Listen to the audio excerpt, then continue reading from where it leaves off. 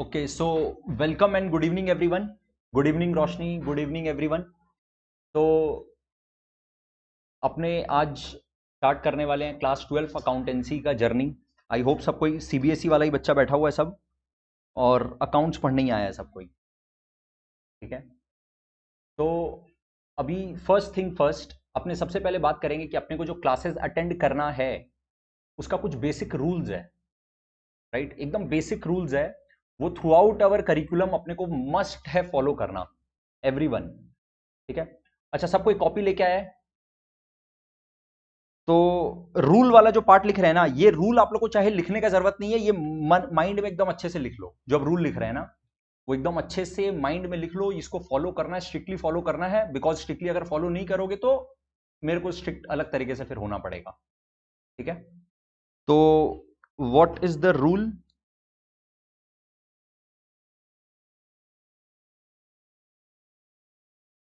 आप लोग मेंटेन कर रहे हो 2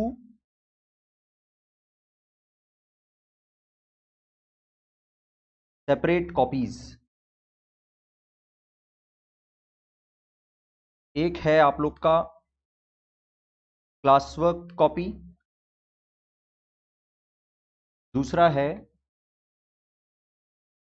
होमवर्क कॉपी, या इसी को अपने बोलेंगे प्रैक्टिस कॉपी। और ये जो प्रैक्टिस कॉपी है, इसमें कुछ लिखा जाता है, ये खाली नहीं रहता है। राइट, होमवर्क कॉपी में रेगुलर बेसिस में ये लिखा जाएगा, इसमें कुछ वर्किंग होगा।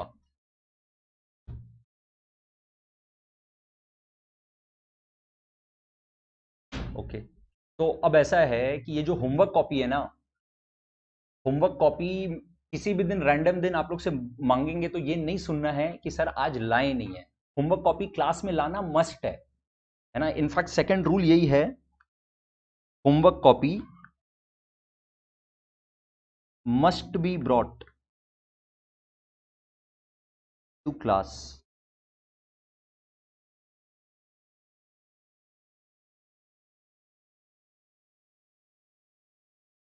सीबीएसई में आप लोग को, कुछ लोगों को याद नहीं रहता है, इसीलिए हम रीआइटरेट कर देते हैं कि आप लोग को ना कैलकुलेटर अलाउड नहीं रहता है। तो फोन नहीं खुला हुआ रहना चाहिए, फोन में कैलकुलेटर नहीं ओपन रहना चाहिए, और कैलकुलेटर लेके आने का तो सवाल ही नहीं है। ठीक है, तो इसका मतलब ये थर्ड रूल है कि फोन नहीं यूज करना है क्लास में, calculator can not be used.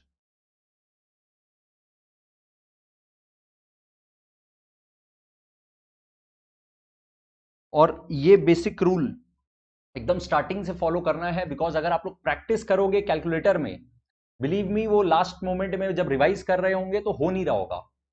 जब अपने एक्चुअल में एग्जाम दे रहे होंगे तो जो अपने को 3 घंटा में पेपर कंप्लीट करना, वो 3 घंटा में पेपर कंप्लीट होना संभव नहीं है अगर आप लोग का हैबिट कैलकुलेटर में लगा हुआ है।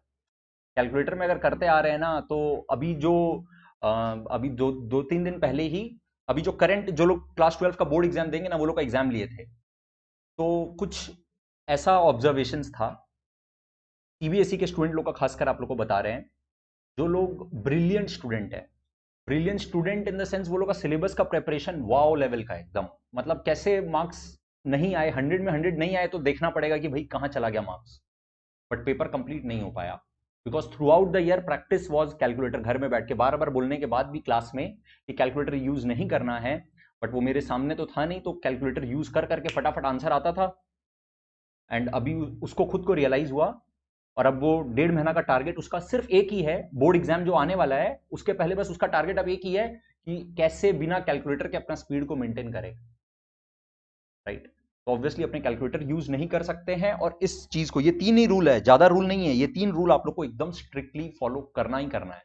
2 सेपरेट कॉपीज का इंपॉर्टेंस बता रहे हैं, और आप लोग को जो मटेरियल दिया जाएगा, जो hard copy of the material मिलेगा, वो 2 पार्ट में मिलेगा। पहला पार्ट आप लोग को एक सैंपल मटेरियल जस्ट दिखा रहे हैं, कोई एक पर्टिकुलर चैप्टर, मतलब वो इसी तरह से रहेगा, एक चैप्टर, उसका लर्निंग ऑब्जेक्टिव, उस चैप्टर से रिलेटेड जितना भी थ्योरी है वो थ्योरी स्टार्टिंग में, और फिर जितना भी उस चैप्टर से रिलेटेड अपने क्लास में जो प्रैक्टिस करने का क्वेश्चन है, वो सब ऐसे का ऐसे आप लोग को मटेरियल मिलेगा चैप्टर वाइज।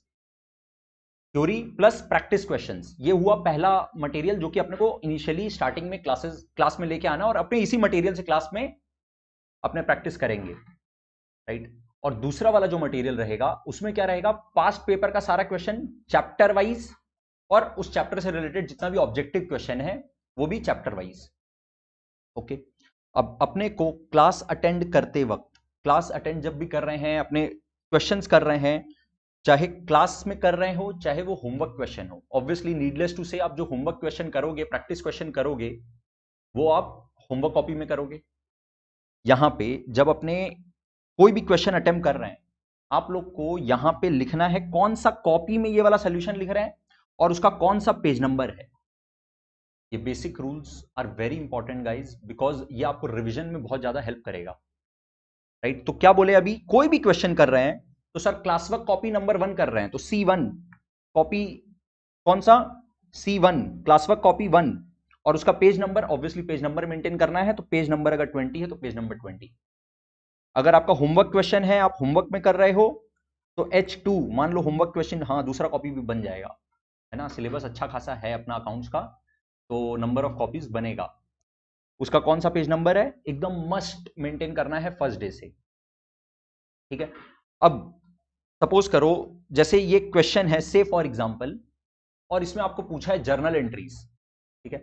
अब जर्नल एंट्रीज अपने क्लास में कर रहे हैं, पूरा कॉन्सेप्ट समझ के अपने पूरा क्वेश्चन अटेम्प्ट कर लिए और एकदम अच्छे से समझ में भी आ गया, क्लियर है, लेकिन अब रिवाइज कर रहे हैं, ठीक है। पूरा ये वाला चैप्टर किए मान लो 2 महीना बीत चुका, आप लोग का एग्जाम आने वाला है, आपको खुद को एक बार रिवाइज करना है बिफोर योर बोर्ड एग्जाम्स, ठीक है।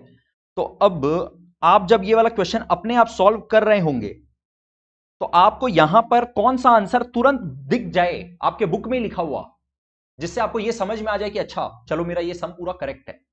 अब जर्नल एंट्रीज में तो आपको एक पर्टिकुलर आंसर नहीं है, जैसे मैथ्स में एक आंसर अराइव हो गया, राइट। जैसे बैलेंस शीट अगर आप बना रहे हो तो बैलेंस शीट का टोटल क्या है ये आपको पता चल गया।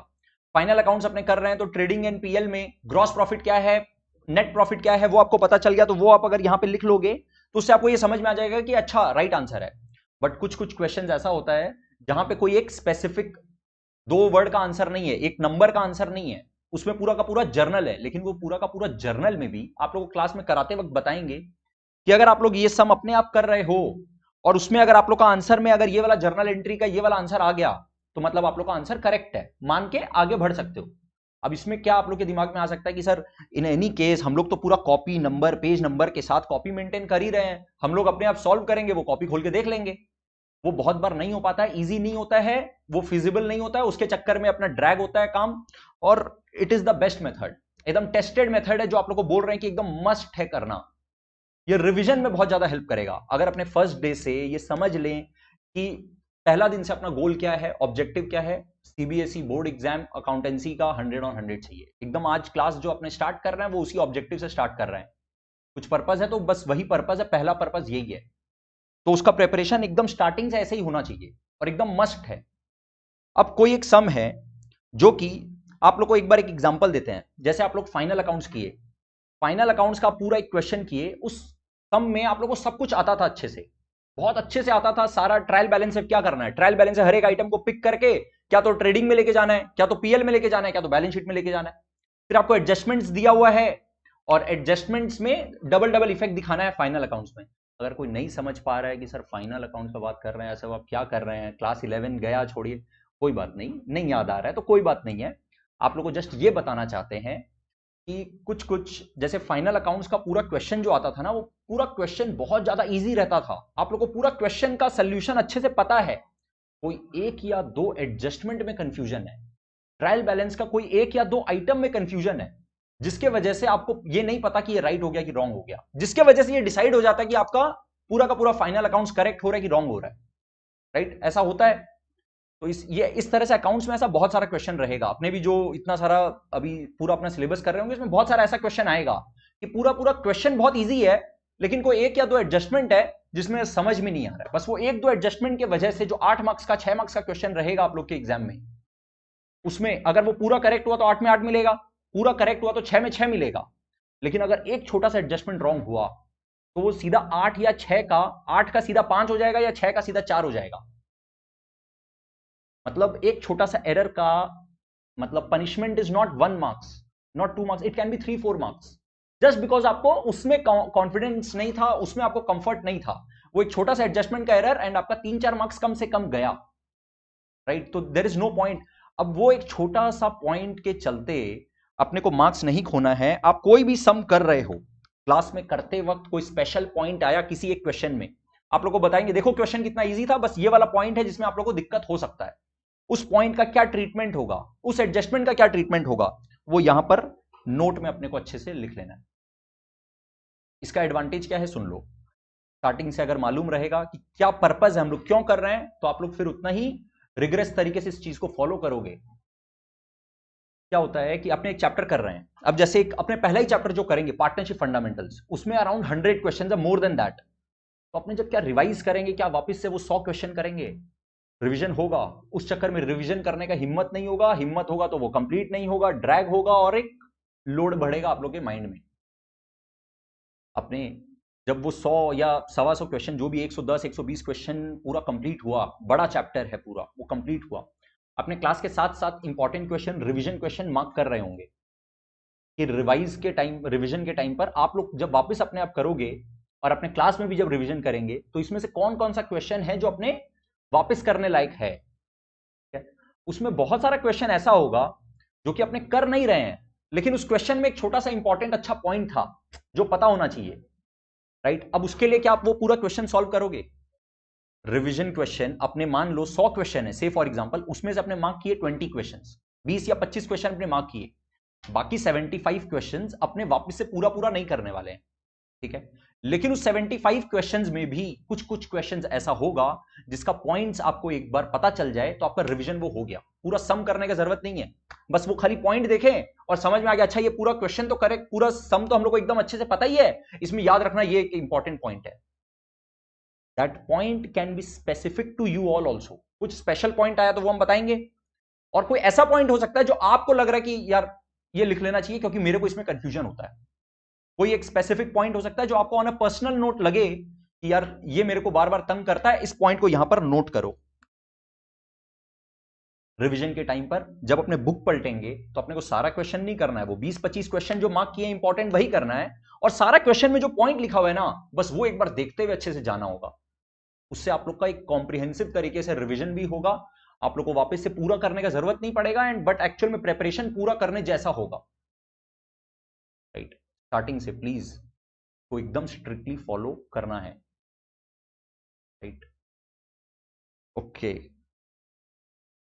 तो ये था बेसिक रूल्स जो एकदम स्टार्टिंग से अपने को फॉलो करना है। अब जो लिखने वाले हैं ना वो आप लोग को नोट करना है।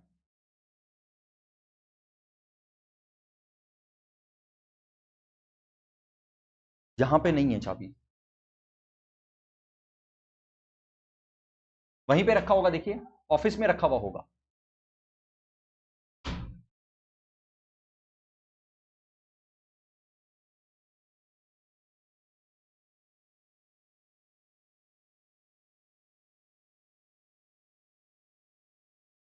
क्लास 11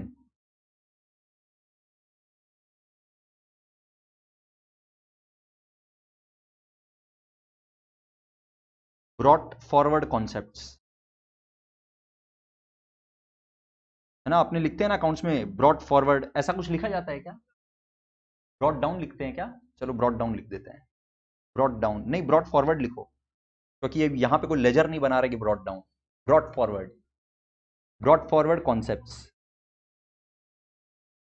इसका मतलब क्या है?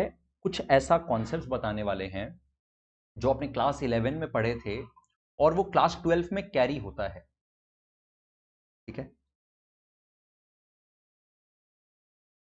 ओके, अच्छा ये अपने पॉइंट्स लिखें, उसके पहले मेरे को एक बात बताना, बीआरएस किसको किसको आता है? रोशनी आपको बीआरएस आता है क्या? बीआरएस आता है? बीआरएस आता है थोड़ा बहुत, थोड़ा बहुत आता है, क्लास 12 में कोई काम का नहीं है, ठीक है? बिल्कुल भी कैरी नहीं होता है, भूल भी गए हो या कभी किए भी नहीं थे, कोई टेंशन नहीं है। वेरी गुड रोशनी, आता है बीआरएस? याद रखो, कोई काम का नहीं है, ठीक है। अच्छा, बिल्स ऑफ एक्सचेंज आता है, बहुत अच्छे से किए थे, बहुत अच्छे से आता है सर, कोई काम का नहीं है, क्लास 12 में बिल्कुल भी कैरी फॉरवर्ड नहीं होगा। अच्छा, जीएसटी आता है, ये बहुत लोगों को नहीं आता है। गुड न्यूज, क्लास 12 में कोई लेना देना नहीं है जीएसटी का, कोई भी लेना देना नहीं है। फाइनल अकाउंट्स का कुछ कुछ एडजस्टमेंट्स, जैसे provision for bad and doubtful debts, जैसे प्रोविजन फॉर डेप्रिसिएशन, ये आता है, ये अगर नहीं आता है तो सीख लो, ये बहुत काम का है, क्लास 12 में भी कैरी फॉरवर्ड होता है। जस्ट टू कंफर्ट यू, अगर आप लोग को क्लास 11 ऐसे लगता है, अगर किसी को कि सर ऐसे मानिए कि हम लोग इस करियर में क्लास 11 हुआ ही नहीं करता था, प्लीज प्लीज एक बार मान लीजिए सर, एकदम वाइप ऑफ कर दीजिए। ऐसे क्यों सोचते हैं, क्लास 11 नहीं था, मान लो, कोई दिक्कत नहीं है, मान लेंगे। अपने को कोई भी अगर कुछ भी नहीं आता कॉन्सेप्ट चल जाएगा, क्योंकि हर एक कॉन्सेप्ट जहां जहां पे जो रेलिवेंट कॉन्सेप्ट जरूरत पड़ेगा उसको एकदम इसी तरह से करेंगे जैसे हम लोग पहली बार सुन रहे हैं। लेकिन लेकिन एक कैच है, एक अजम्पशन है, जर्नल और लेजर बहुत ही स्ट्रांगली उसके बिना एकदम समझ लो लाइफ नहीं है अकाउंटेंसी में। तो अगर जर्नल और लेजर स्ट्रांग नहीं है तो पहला काम, आप नेक्स्ट क्लास में आओ तो पहला काम यही है कि जर्नल लेजर आप करके आओ। ये हम अज्यूम कर रहे हैं, क्लास 12 अपने स्टार्ट कर रहे हैं तो ये अज्यूम करके कर रहे हैं कि एटलीस्ट जर्नल लेजर आता है। That is the only assumption, और कोई अजम्पशन नहीं है।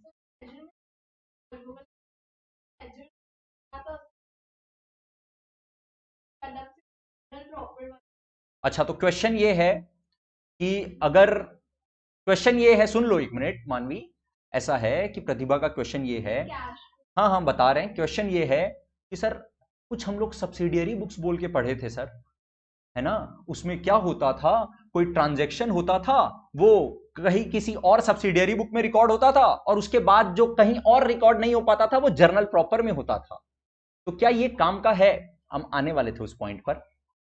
उसमें ऐसा है कि अगर आपको सारा का सारा सब्सिडियरी बुक याद है, बहुत बढ़िया, कोई काम का नहीं है, खाली दो काम का है, खाली दो कॉन्सेप्ट काम का है। क्या? एक, आपको कैश बुक बहुत अच्छे से पता होना चाहिए, दूसरा जर्नल एंट्रीज पहले ही बोल दी। मतलब आपको बस इतना ही पता होना चाहिए कि सर अगर कोई ऐसा ट्रांजैक्शन है वो कैश बुक में रिकॉर्ड होगा तो कैश बुक में रिकॉर्ड कर दो, और अगर वो कैश बुक में रिकॉर्ड नहीं होगा तो उसका जर्नल एंट्री पास कर दो, राइट। बट ठीक है, चलो ये थोड़ा सा एडवांस में पॉइंट बोल दिया। हम कहां पे थे? हम ये बोल रहे थे कि जर्नल और लेजर ये अज्यूम्ड है, अपने क्लास 11 का जितना भी कैरी फॉरवर्ड कॉन्सेप्ट है, जितना भी ब्रॉड फॉरवर्ड कॉन्सेप्ट है, वो सारा कॉन्सेप्ट ऐसे करेंगे जैसे मान लेंगे कि आप लोग कभी किए नहीं थे, मान लेंगे। लेकिन जर्नल और लेजर में ये नहीं मान पाएंगे।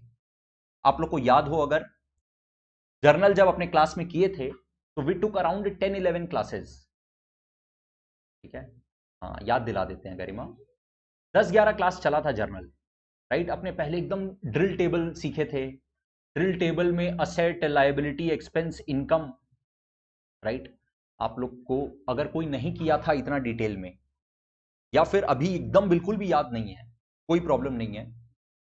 जर्नल लेजर अभी क्लास में तो नहीं कर पाएंगे, बट आप लोग को ज्यादा डिटेल में नहीं, कुछ लिंक भेजेंगे, video links only for journal and ledger. ये रिक्वेस्ट आप लोग को कि आप लोग का अगर जर्नल और लेजर में दिक्कत है तो उसको अभी तुरंत क्लियर कर लो। उसका उसमें भी अगर आप लोग को लग रहा है कि क्लियर नहीं है तो जो लिंक भेजेंगे, जो वीडियो लिंक भेजेंगे, वो रिकॉर्डिंग अच्छे से देखो, कुछ होमवर्क क्वेश्चन भी उसमें बताएंगे, वो होमवर्क क्वेश्चन करो, मेरे को क्लास में दिखाओ, राइट। रोशनी, अगर आपका क्लियर नहीं है तो प्लीज मेरे को गूगल क्लासरूम में अपलोड करो, राइट। तो जर्नल लेजर आप लोग को क्लियर करना है, इसको छोड़ के बाकी जो कॉन्सेप्ट आएगा दिस इज माय रिस्पॉन्सिबिलिटी। तो पहला लिख लो सर, जर्नल एंड लेजर।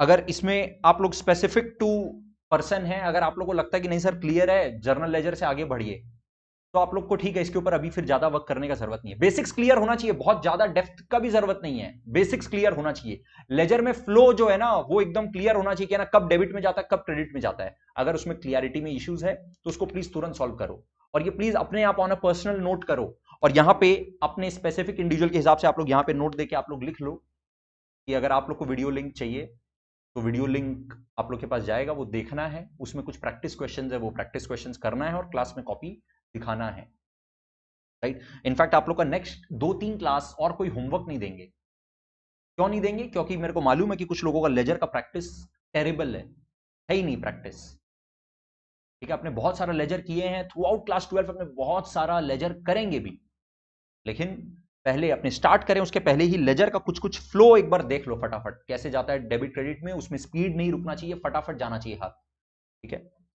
दूसरा, कैश बुक।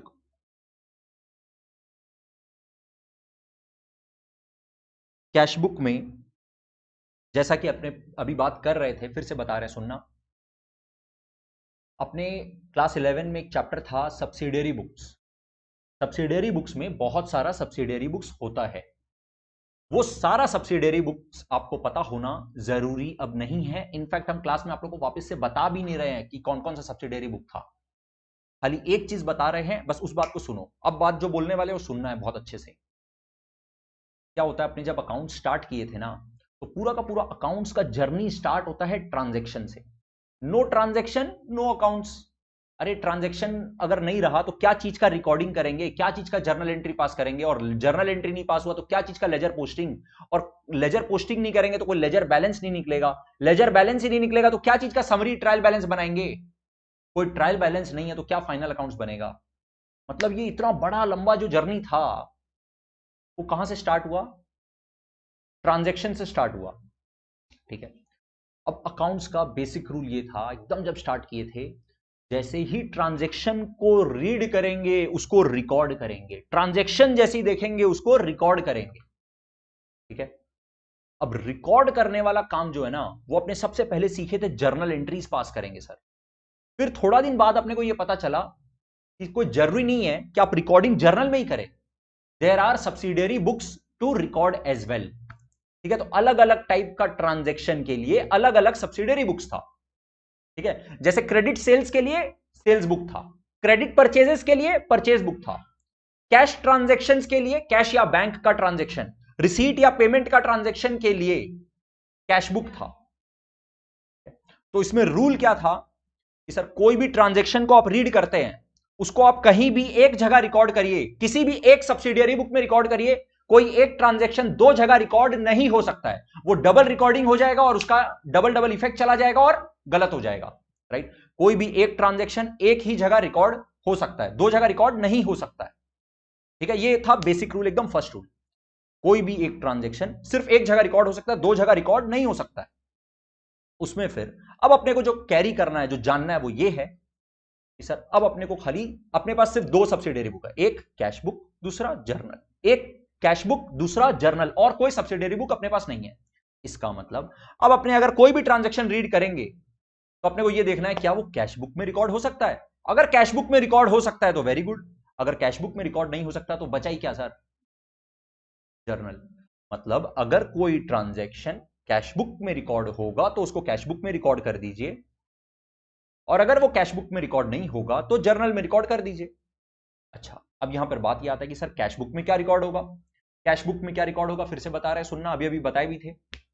अगर कैश या बैंक का बैलेंस, कैश या बैंक का बैलेंस प्लस या माइनस होता है, कैश या बैंक का बैलेंस प्लस या माइनस होता है, सर कैसे होगा प्लस या माइनस, प्लस कब होगा, जब हम लोग को कैश या बैंक में पैसा आया, रिसीव हुआ तो, या फिर पेमेंट हुआ है, रिसीट या पेमेंट अगर हुआ है तो कैश बुक में रिकॉर्ड होगा। ऐसे मान लो ना कोई भी लेन देन हुआ है क्या, पैसा का लेन देन हुआ है क्या, रिसीट या पेमेंट हुआ है क्या, कैश या बैंक का बैलेंस में प्लस या माइनस हुआ है क्या, बस सिर्फ और सिर्फ तब कैश बुक में जाएगा, बाकी सारा ट्रांजैक्शन कहां जाएगा, जर्नल में। ठीक, ये अपने जब कंपनी अकाउंट स्टार्ट करेंगे वहां पर ये बहुत अच्छे से काम में लगेगा, और आप लोग को इसका प्रैक्टिस का अलग से जरूरत नहीं पड़ेगा, क्योंकि अगर आप लोग लेजर एनफ प्रैक्टिस कर लोगे, लेजर का एनफ प्रैक्टिस कर लोगे तो कैश बुक हम संभाल लेंगे। अगर लेजर नहीं आता होगा ना तो कैश बुक टफ हो जाएगा, ओके, तीसरा, कुछ एडजस्टमेंट एंट्रीज है।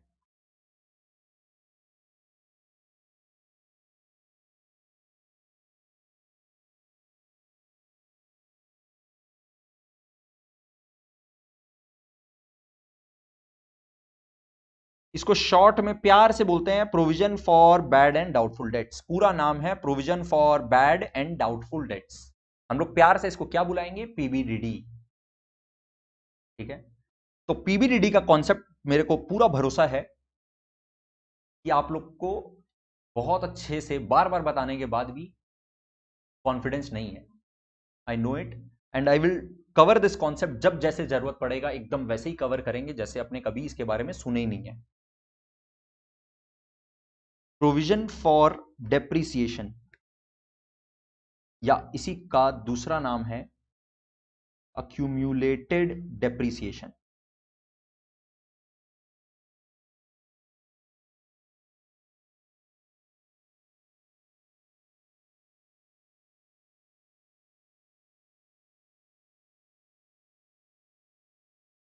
तीसरा,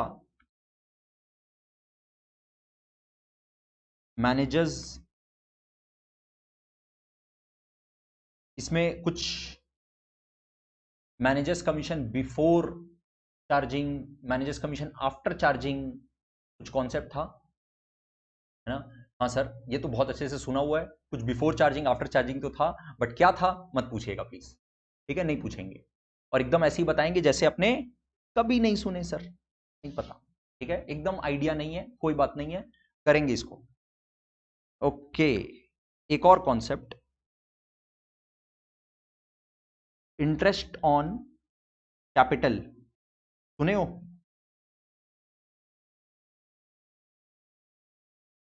इंटरेस्ट ऑन कैपिटल का जर्नल एंट्री क्या आपने सीखे थे? अभी इसके बारे में बात करेंगे। इंटरेस्ट ऑन ड्रॉइंग्स, ठीक है, और भी कुछ कुछ कॉन्सेप्ट्स कैरी होता है एडजस्टमेंट्स में, बट उसको अभी लिखने का जरूरत नहीं है, वो सब बहुत इजी इजी है, आप लोग को पता है। अक्रूवल कॉन्सेप्ट का एंट्रीज आप लोग को पता है, I am sure.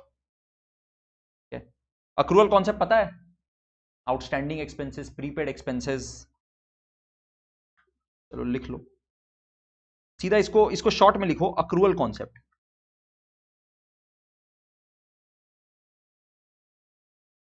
Accrual concept के अंदर में क्या क्या आ जाता है? Outstanding expenses, prepaid expenses,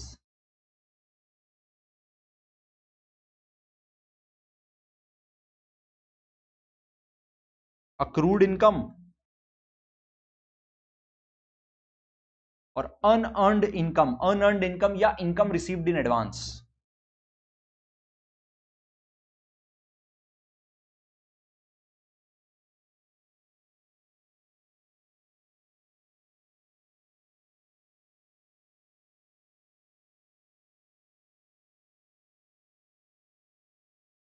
accrual concept अपना एक चैप्टर है, नॉन प्रॉफिट ऑर्गेनाइजेशंस, अपने सिलेबस में है, एंड उसमें बस एक यही वाला कॉन्सेप्ट है जो बार बार तंग करेगा। अगर नहीं क्लियर है तो अपने क्लियर करेंगे इसको, उसके बाद ही ऑब्वियसली वो चैप्टर करेंगे।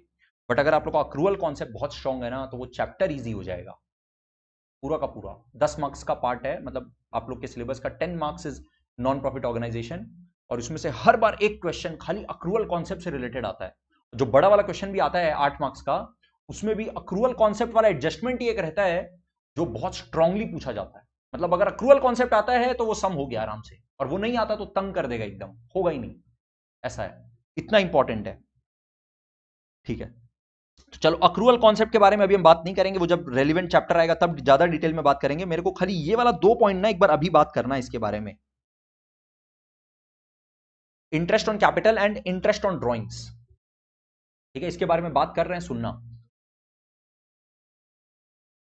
अच्छा, पहले खाली इसको कंप्लीट कर लो, और एक और पॉइंट जो जानना है वो है क्लोजिंग एंट्रीज। क्लोजिंग एंट्रीज पता है क्या किसी को?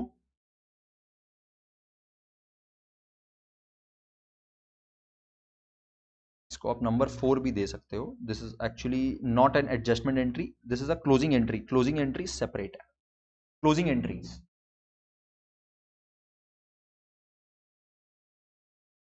ठीक है, तो अभी अपने क्या डिस्कस करने वाले हैं, क्लास 11 से क्लास 12 में जो कैरी फॉरवर्ड हो रहा है उसमें अभी 2-3 टॉपिक अभी हम डिस्कस कर रहे हैं। राइट नाउ अभी वो कॉन्सेप्ट अपने समझ रहे हैं।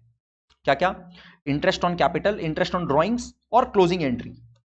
बाकी जो कॉन्सेप्ट जब जैसे जरूरत पड़ेगा वैसे अपने उसको डेप्थ में सीखेंगे, बिकॉज ये सब अपने आप में एक क्लास है। प्रोविजन फॉर डेप्रिसिएशन आप लोगों को याद अगर है तो बता दें, क्लास 11 में इसके ऊपर 2 क्लास गया था। ठीक है, 2 क्लास खाली इस टॉपिक के ऊपर गया था। Provision for accumulated actually provision for depreciation, accumulated depreciation वाला जो टॉपिक है उसके लिए अपना डेप्रिसिएशन बोल के पूरा एक चैप्टर था, और उसमें भी अगेन 1-2 क्लास पूरा अक्यूमुलेटेड डेप्रिसिएशन समझने के लिए था। मैनेजर्स कमीशन छोटा सा पॉइंट है, बट ठीक है, जब रेलिवेंट डिस्कशन आएगा तब करेंगे। ये सब छोटा छोटा पॉइंट है, interest on capital, interest on drawings और क्लोजिंग एंट्रीज। ये कॉन्सेप्ट अभी डिस्कस कर रहे हैं, एक एक करके सुनना। सुनना क्या मतलब, लिखना भी साथ साथ में। तो इंटरेस्ट ऑन कैपिटल,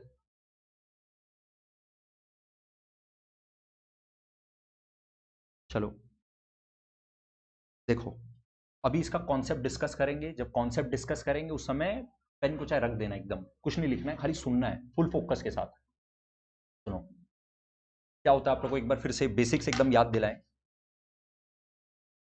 जब एक बिजनेस फॉर्म होता है, अपने को जब उसका अकाउंटिंग करना होता है, तो अकाउंटिंग का सबसे पहला अपना रूल था, जहां से कैपिटल का कॉन्सेप्ट अराइज होता है, वो ये था कि business entity concept, separate entity concept.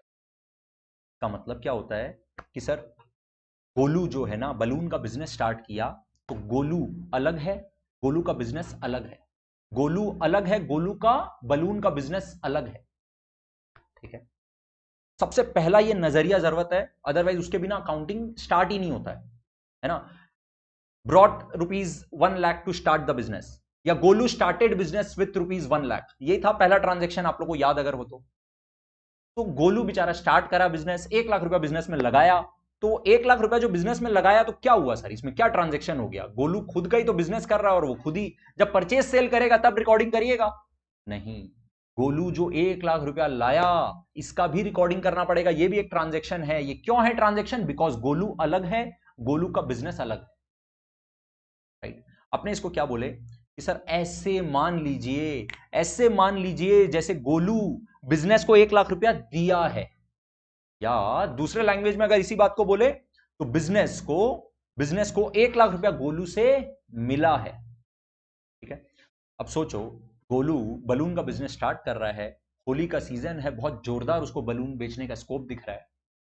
ठीक है, उसको चाहिए लेकिन ₹2,00,000। ठीक है, उसको चाहिए कितना? ₹2,00,000। उसके पास अपना सेविंग से खाली ₹1,00,000 आया, वो खाली ₹1,00,000 अपना लेके आ पाया, तो क्या उसका बिजनेस स्टार्ट नहीं हो पाएगा? क्या हो पाएगा? हो पाएगा क्या रोशनी? बिजनेस स्टार्ट हो पाएगा क्या? बिजनेस स्टार्ट हो पाएगा। कैसे हो पाएगा? Excellent, very good sir. Start करने के लिए चाहिए ₹2,00,000, वो खुद से ₹1,00,000 लेके आया, लेकिन बाजार में गोलू का रेपुटेशन इतना भी खराब नहीं है कि वो बैंक के पास बोलेगा जाके कि बैंक प्लीज सुनना यार, बिजनेस करना यार, ₹1,00,000 और दे देना, तब हम अपना बिजनेस स्टार्ट कर पाएगा। मान लो बिजनेस उसको बैंक नहीं दिया लोन, तो वो कोई अपना फ्रेंड के पास या किसी थर्ड पार्टी के पास या हार के अपने पापा के पास जाएगा और ₹1,00,000 और जुगाड़ कर लेगा। ठीक है, कहीं भी जाए वो ऐसे मान लो जैसे ₹1,00,000 लोन ले लिया। ठीक है, ये बिजनेस है, ये बिजनेस है, और ये गोलू है। गोलू ₹1,00,000 बैंक से लोन लिया और गोलू खुद का ₹1,00,000 लगाया, बिजनेस के पास कितना आया? ₹2,00,000 आ गया। बिजनेस के पास कितना है? ₹2,00,000 है। अब जरा सोचो, इस क्वेश्चन का सब कोई आंसर दे रहे हो? गोलू जो बिजनेस से सॉरी बैंक से, मान लेता है बैंक से ₹1,00,000 जो लोन लिया, होली का सीजन में तो बलून बहुत जोरदार बिका, लेकिन बाकी ड्यूरिंग द ईयर बिजनेस नहीं चला, ठंडा था, तो लॉस हो गया बिजनेस में। क्या eight the end of the year, eight the end of the year जब इंटरेस्ट मांगेगा बैंक, बैंक इंटरेस्ट मांगेगा, क्या फोकट में दिया है लोन? बैंक क्या फोकट में दिया है लोन? नहीं दिया फोकट में सर, उसको इंटरेस्ट का लालच है, उसको इंटरेस्ट चाहिए तभी तो लोन दिया है। तो eight the end of the year क्या गोलू का बिजनेस जाके बैंक को ये बोल सकता है कि सुनना बैंक यार, इस बार बिजनेस इतना अच्छा नहीं हुआ यार, प्लीज छोड़ना यार, छोड़ दे इंटरेस्ट इस बार, क्या ऐसे कर रहा है बता? अगले साल जब कमाएंगे तो इंटरेस्ट दे देंगे। ऐसा बोलने से क्या चलेगा? चलेगा? बैंक मान जाएगा? बैंक बोलेगा सुन, जो तेरे ऑफिस में इतना सुंदर सा एसी सजा हुआ है ना, एसी में बैठता है, उसको बेच, मेरा इंटरेस्ट दे। और तेरा अगर हालत खराब है ना तो मेरा प्रिंसिपल का पेमेंट भी अभी दे। तेरे पे कोई रिस्क नहीं ले रहे, मेरे को पूरा मेरा प्रिंसिपल का पेमेंट भी अभी दे। राइट? बैंक नहीं मानेगा। इसका मतलब क्या हुआ? Interest on loan, interest on loan, चाहे प्रॉफिट हो चाहे लॉस हो, चाहे गोलू जिए चाहे गोलू मरे, चाहे बिजनेस चालू रहे चाहे बिजनेस बंद हो जाए, डजेंट मैटर, उस लोन के ऊपर इंटरेस्ट देना पड़ेगा। ऐसा कोई खर्चा होता है ना। इसका एक और एग्जांपल सुनना। गोलू जब बलून का बिजनेस कर रहा था, उसको एक स्टाफ का भी जरूरत पड़ा। वो स्टाफ को सैलरी देता है। क्या साल के एंड में स्टाफ को बोल सकता है, मैनेजर को बोल सकता है, सुनना यार मैनेजर, यार इस बार इतना अच्छा प्रॉफिट नहीं हुआ, इस बार रहने देना यार, अगले महीने ले लेना, अगले साल ले लेना ना सैलरी, अभी क्या बता प्रॉफिट ही नहीं हो रहा है। मैनेजर क्या बोलेगा, स्टाफ क्या बोलेगा, भाड़ में जाए तेरा बिजनेस, मेरे को मेरा सैलरी चाहिए। राइट? तो अपने ऐसा एक्सपेंसेस का बात कर रहे हैं जो चाहे कुछ भी हो जाए देना पड़ेगा ही। ये तो खर्चा लग चुका, ये तो खर्चा हो चुका, ये तो देना पड़ेगा ही। These are the expenses. इस टाइप का एक्सपेंसेस को बोलते हैं चार्ज अगेंस्ट प्रॉफिट। इस टाइप का खर्चा को बोलते हैं charge against profit. Charge against profit मतलब प्रॉफिट के अगेंस्ट में इसको चार्ज कर ही दो, चाहे प्रॉफिट है या नहीं है, इसको तो चार्ज कर ही दो। राइट? अब एक दूसरा बात समझना, दूसरे एंगल से समझना। अब बात कर रहे हैं इंटरेस्ट ऑन लोन का। अब वापिस से स्टोरी में आ जाओ। ये रहा गोलू, ये रहा बिजनेस। तो बैंक को जो इंटरेस्ट ऑन लोन देना था वो दे दिया। अब उसके बाद गोलू, गोलू बोल रहा है अपना बिजनेस को, सुनना, बोलेगा गोलू बोल रहा है, सुनना बिजनेस, देख तुम अलग है हम अलग है, अपने दोनों को एक मत समझ, अपने दोनों एक नहीं है, समझ गया ना, अलग अलग है अपने। तुम जैसे बिजनेस बैंक से लोन लेके रखा था, उसको तो इंटरेस्ट ऑन लोन दे दिया, और हम जो तुमको कैपिटल का पैसा देके रखा है उसके ऊपर तुम मेरे को इंटरेस्ट नहीं देगा, वो इंटरेस्ट भी दे दे, मेरे को भी इंटरेस्ट ऑन कैपिटल दे देना। बिजनेस क्या बोलेगा? हाँ, सोचो एक बार खुद से। बिजनेस क्या बोलेगा? क्या दे पाएगा? हाँ दे देगा। बिजनेस बोलेगा सुन, ये जो तुम एसी में बैठा रहा था ना पूरा साल भर, ये जो तुम बिजनेस नहीं किया ना, ये जो तुम ठीक से एकदम मतलब एकदम आराम से आम चेयर लाया था ऑफिस में, एकदम ऐसे बैठा था, ठीक है, जो तुम पूरा साल भर एसी का हवा खाया है, मैदान में निकलना पड़ता है, शॉप शॉप घूमना पड़ता है, जो मेहनत करना पड़ता है वो तो तुम किया नहीं है, ये तेरा परफॉर्मेंस का नतीजा है जो लॉस है। और अब तेरे को इंटरेस्ट ऑन कैपिटल चाहिए, ले ले, कहां से लेगा? तेरे को बिजनेस बंद करना पड़ जाएगा। और बिजनेस बोल रहा है कि मेरे को कोई फर्क भी नहीं पड़ता है बंद करना, यार मेरे को अलग अलग है ना हम लोग, मेरे को बंद कर दे। राइट? इसीलिए बिजनेसमैन और बिजनेस अलग तो है अकाउंटिंग करने के नजरिए से, इन एसेंस क्या वो अलग है? इन एसेंस क्या वो अलग है? आपके घर के नीचे जो ग्रोसरी शॉप है उसमें अंकल जी बैठते हैं और पूरा ग्रोसरी शॉप खुद से चलाते हैं, हो सकता है उनके पास एक स्टाफ है, क्या वो उनका बिजनेस और वो अलग है? अकाउंट्स के नजरिए से सिर्फ अलग है। का मतलब क्या हुआ? Interest on capital, interest on capital sir वैसे तो एक्सपेंस है, लेकिन ये एक ऐसा एक्सपेंस है, ये एक ऐसा एक्सपेंस है जो तभी दिया जाएगा जब एनफ प्रॉफिट है। अगर प्रॉफिट ही नहीं है तो क्या चीज का इंटरेस्ट ऑन कैपिटल? प्रॉफिट ही नहीं है तो क्या चीज का interest on capital? Right? That means, अभी जो बोलने वाले सुनना, that means interest on capital is an appropriation of profit. Interest on capital is not a charge against profit. Interest on capital is not a charge against profit. It is an appropriation of profit. There is a difference. Charge against profit का मतलब, charge against profit का मतलब चाहे कुछ भी हो जाए, ये खर्चा लग चुका और इसका पेमेंट करना ही पड़ेगा, ये चार्ज अगेंस्ट प्रॉफिट है। और अप्रोप्रिएशन ऑफ प्रॉफिट का मतलब सर कुछ ऐसा खर्चा जो प्रॉफिट होगा तो प्रॉफिट का डिस्ट्रीब्यूशन के काम में आएगा। It is not an expense in essence, actually it is just a distribution of profit, it is just a distribution of profit। ठीक है? तो ये बेसिक डिफरेंस क्या एकदम अच्छे से क्लियर है आप लोग को? अगर कंफर्म करना एकदम अच्छे से क्लियर है, interest on loan, interest on capital का basic difference, charge against profit और अप्रोप्रिएशन ऑफ प्रॉफिट, एकदम अच्छे से क्लियर है। Interest on capital is an appropriation of profit. अब यहां पे लिख लो,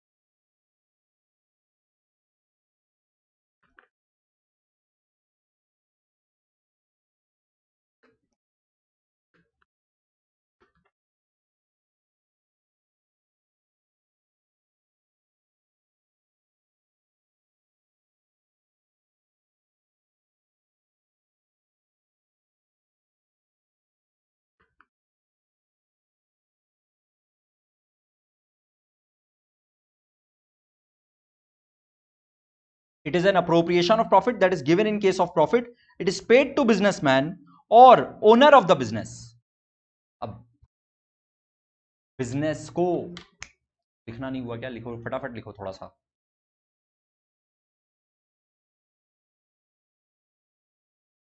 हाँ सुनना, बिजनेस को जो बिजनेसमैन को देना है, बिजनेस को जो बिजनेसमैन को देना है उसको क्या बोलते हैं? हाँ, बिजनेस जो पे करेगा बिजनेसमैन को उसको बोलते हैं कैपिटल। बिजनेस को जो बिजनेसमैन को देना है उसी अमाउंट को बोलते हैं कैपिटल। तो स्टार्टिंग में जब बिजनेस स्टार्ट हुआ तो गोलू 1 लाख रुपया दिया बिजनेस को, तो बिजनेस को बिजनेसमैन को कितना लौटाना है? 1 लाख रुपया लौटाना, उसी 1 लाख को तो कैपिटल बोलते हैं।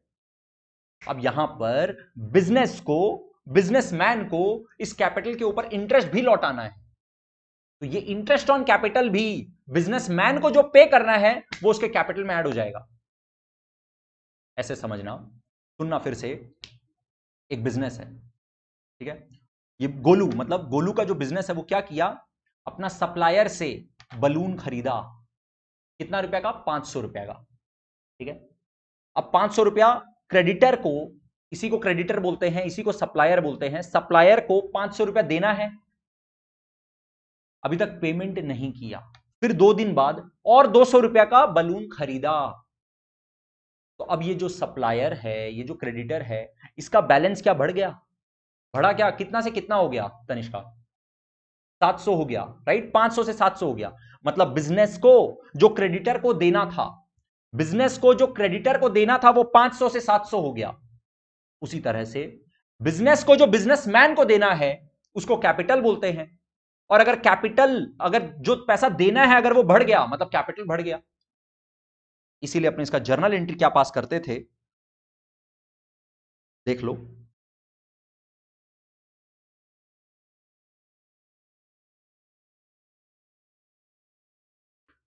Interest on capital account debit to capital account.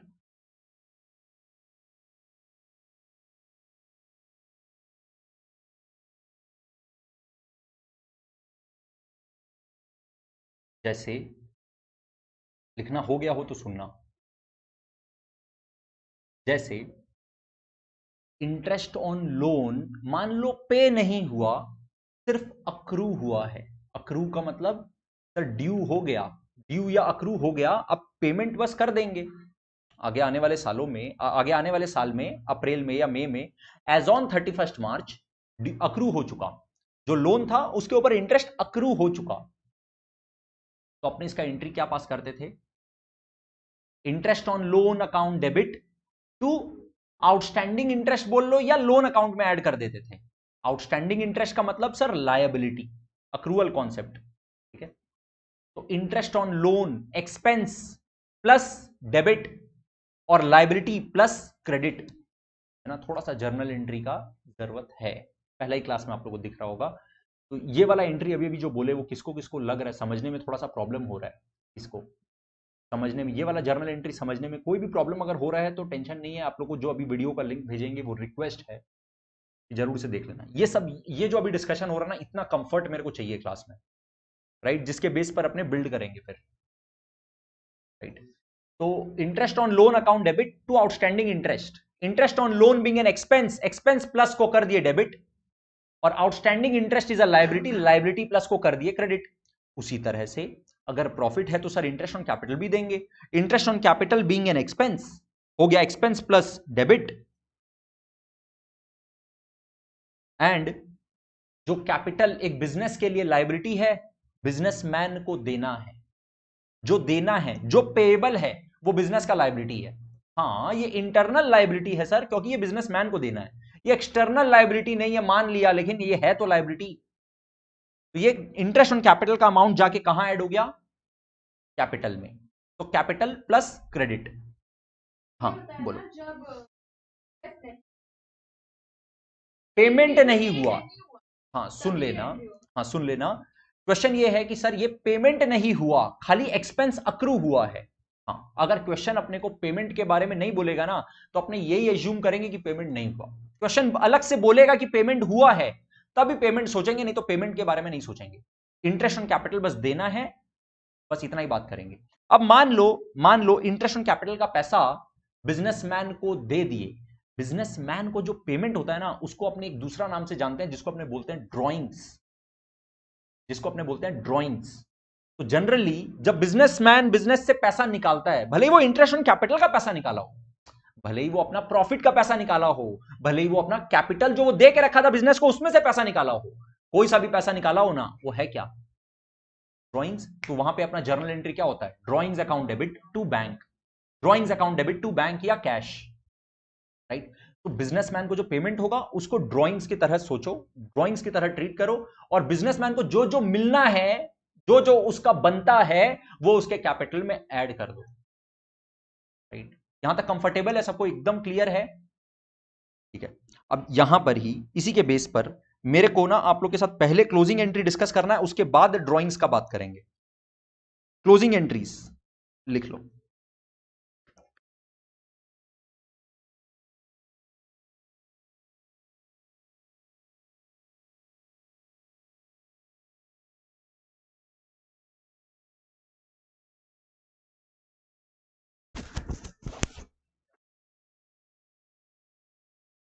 Closing entry कौन बता सकता है, अनुभव गेस कर सकता है, नहीं एकदम आइडिया किसी को भी, मानवी नहीं, गरिमा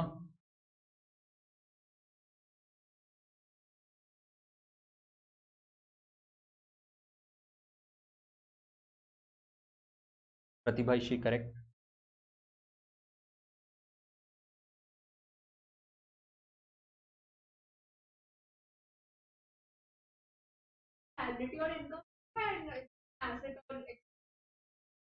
ठीक है, एक बार डिस्कस करेंगे। हितेश आप बताइए, क्लोजिंग एंट्रीज गर्व साल के एंड में होता है, वेरी गुड, चलो बता रहे हैं सुनना। फुल ईयर बैलेंस, रोशनी फुल ईयर बैलेंस से क्या मतलब आपका, सुनना, क्लोजिंग एंट्री क्या होता है, पूरे साल भर जितना भी इनकम और एक्सपेंस हुआ है, राइट। अपने जो जर्नल एंट्री सीखे हैं उसमें अपने 4 चीज सीखे हैं, या 5 चीज बोल लो, क्या क्या, असेट, लायबिलिटी, एक्सपेंस, इनकम। अपने जब भी बात करते हैं कि बताओ ये क्या है अकाउंट्स में, तो आई वांट टू आस्क कि बताओ ये item asset, liability, expense, income में क्या है। When I asked you what is interest on loan, तो यू शुड हैव सेड कि सर इट्स एन एक्सपेंस। आप लोगों को क्या बोलना था, सर ये एक्सपेंस है। व्हेन आई एम आस्किंग कि बताओ आउटस्टैंडिंग इंटरेस्ट क्या है, लायबिलिटी है। मतलब अपने किस लैंग्वेज में बात करते हैं, असेट, लायबिलिटी, एक्सपेंस या इनकम में क्या है। पांचवा अगर आपको बोलना तो आप कैपिटल बोल सकते हो, right. Generally capital can also be clubbed with liability, capital can be clubbed with liability also, या आप अलग से बोल लो, राइट। तो asset, liability, expense, income, asset, liability, expense, income, बस इसी लैंग्वेज में थ्रू आउट अवर क्लास 11 अपने बात किए थे, और इसी लैंग्वेज में अपने क्लास 12 में भी बात करेंगे। जब भी आप लोग से पूछेंगे बताओ ये क्या है, तो इसका मतलब असेट, लायबिलिटी, एक्सपेंस, इनकम में से क्या है, ये बताना है, ठीक है।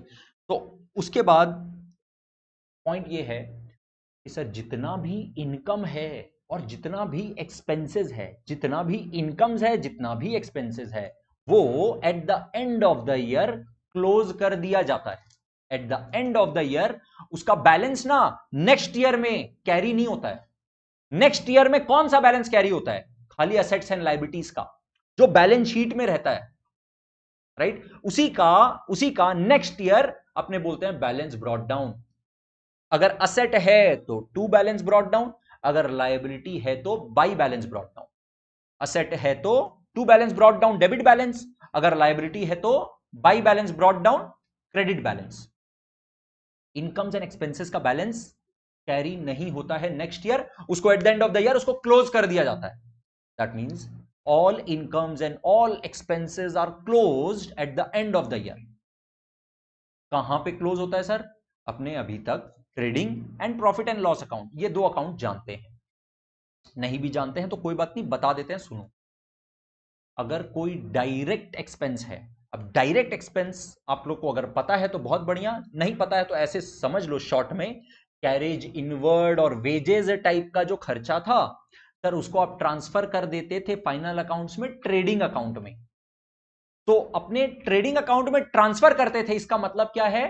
क्लोज कर देते थे, उस एक्सपेंस का एंट्री को क्लोज कर देते थे। एक्सपेंस का नॉर्मली डेबिट बैलेंस ही होता है। नॉर्मली क्या, हर बार एक्सपेंसेस का डेबिट बैलेंस होता है। Already existing balance of expenses is a debit. वो कहां दिखता है? ट्रायल बैलेंस में, डेबिट कॉलम में। ट्रायल बैलेंस के डेबिट कॉलम में दिखता है एक्सपेंसेस। अगर इसको क्लोज करना है, मतलब क्या करें? मतलब क्या करें? क्रेडिट कर दीजिए सर, तभी तो वो क्लोज होगा। तो सर अगर हम लोग एक्सपेंस को क्रेडिट करेंगे तो डेबिट किसको करें?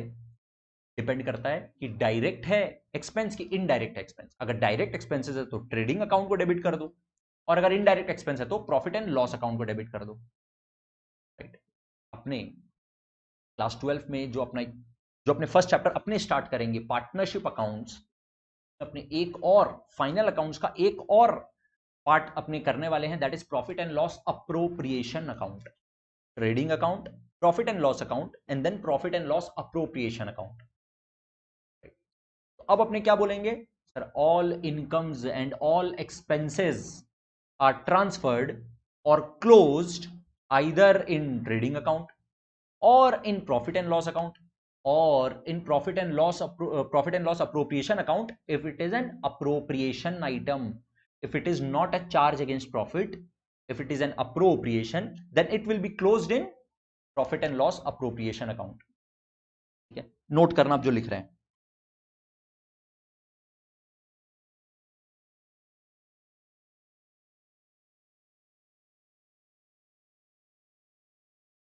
are closed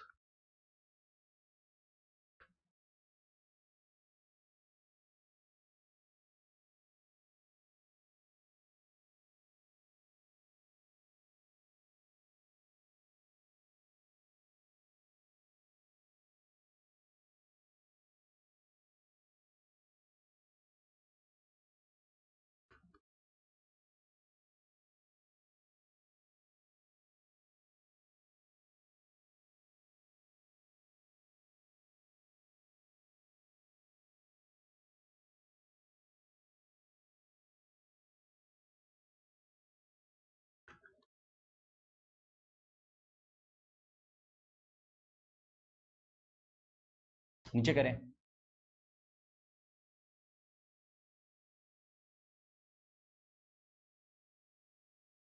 very good Roshni, correct answer.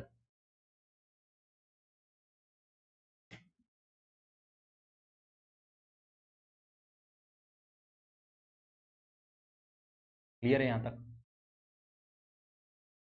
So all incomes and all expenses are closed by transferring them to either trading account or profit and loss account or profit and loss appropriation account. Example,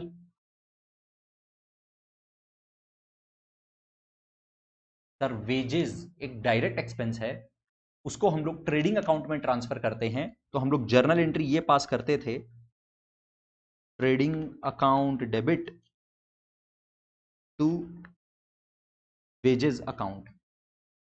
और क्योंकि अपने ये journal entry pass करते थे, इसीलिए जब अपने final accounts बनाते थे, अनुभव एक बार, ठीक है, एक बार पहले सुन लो फिर लिख लेना। अपने जब ट्रेडिंग अकाउंट बनाते थे तो ट्रेडिंग अकाउंट के डेबिट साइड में लिखते थे टू वेजेस। याद है तो बहुत अच्छा बात है, नहीं तो सुन लो। ठीक है, ट्रेडिंग अकाउंट के डेबिट साइड में लिखते थे to wages, to carriage inward, वो ये जर्नल एंट्री का लेजर पोस्टिंग था, वो इसी जर्नल एंट्री का लेजर पोस्टिंग था। जर्नल एंट्री यही था, trading account debit to wages, trading account debit to carriage inward account, और इसी जर्नल एंट्री का ट्रेडिंग अकाउंट में लेजर पोस्टिंग था। अगर वेजेस का लेजर का बात करें तो वेजेस के लेजर में ऑलरेडी डेबिट बैलेंस दिख रहा है, और वेजेस के लेजर में क्रेडिट में लिखते थे by trading account closed, that is called closed, क्योंकि अपने उसका बैलेंस को कैरिड डाउन नहीं करते थे, बाई बैलेंस कैरिड डाउन नहीं करते थे, एक बार करते थे सिर्फ ट्रायल बैलेंस प्रिपेयर करने के लिए, ताकि ट्रायल बैलेंस प्रिपेयर हो जाए, तो बैलेंसिंग कर देते थे वेजेस का, और फिर उसके बाद ट्रायल बैलेंस बनने के बाद क्लोजिंग एंट्री पास करते थे, तो उसको वापस से to balance brought down wages का बैलेंस से 30,000, और फिर क्रेडिट साइड में वेजेस के लेजर में क्रेडिट साइड में बाई ट्रेडिंग अकाउंट 30,000 क्लोज्ड। अब नेक्स्ट ईयर में no by balance carried down, और ना ही नेक्स्ट ईयर में to balance brought down wages का, नो, असेट्स एंड लायबिलिटीज का यस होगा, राइट। एक और एग्जांपल लिखो, ये तो था ट्रेडिंग अकाउंट, यहां पे एक और चीज लिख लो, trading account debit to wages या कैरेज इनवर्ड या कोई और डायरेक्ट एक्सपेंस, ठीक है। आपको ज्यादा डेप्थ में जानने की जरूरत नहीं है इसको अभी, बट क्लोजिंग एंट्री का आइडिया बहुत अच्छे से होना चाहिए, ठीक है। नेक्स्ट, इसी तरह से अगर सर कोई इनकम है, अदर इनकम है, तो उस इनकम को कहां ट्रांसफर करेंगे, प्रॉफिट एंड लॉस अकाउंट में, जैसे इंटरेस्ट इनकम है, डिविडेंड इनकम है, रेंट इनकम है, उसको कहां ट्रांसफर करेंगे, प्रॉफिट एंड लॉस अकाउंट में। इनकम का already existing balance is a credit balance, income का already existing balance is a credit balance, उसको क्लोज करने के लिए क्या करें अनुभव, इनकम का already existing balance is a credit balance, उसको अब बंद करना है, उसको क्लोज करना है, तो क्या करें, डेबिट, राइट। अरे अगर 50,000 कुछ क्रेडिट है, उसको 50 से डेबिट कर दो तो उसका बैलेंस जीरो हो जाएगा, उस बैलेंस को जीरो जीरो होना ही तो बोल रहे हैं क्लोज होना, राइट। तो अगर इनकम का already existing balance is a credit balance, मतलब इनकम को आप डेबिट कर दो, कौन सा इनकम सर, इंटरेस्ट इनकम, और आप कोई भी अदर इनकम बोलो ना, जैसे कि रेंट इनकम, डिविडेंड इनकम। अगर डिविडेंड के बारे में आप लोग को अभी नहीं पता है ना कि सर डिविडेंड क्या होता है, तो टेंशन मत लेना, डिविडेंड का अपने डिस्कशन करेंगे, बहुत डेप्थ में डिटेल में डिस्कशन होगा डिविडेंड के बारे में। Interest income, rent income, dividend income या कोई और इनकम, कमीशन इनकम, कोई भी income to profit and loss account. इसीलिए ये वाला जर्नल एंट्री के वजह से ही ये आपको प्रॉफिट एंड लॉस अकाउंट के क्रेडिट साइड में दिखता था, इस जर्नल एंट्री का ही लेजर पोस्टिंग था जो प्रॉफिट एंड लॉस अकाउंट में आपको दिखता था, by interest income, by rent income या by any other income, right. अगर आप लोग लिख रहे हो तो पहले लिख लो, लिखना हो गया सबका।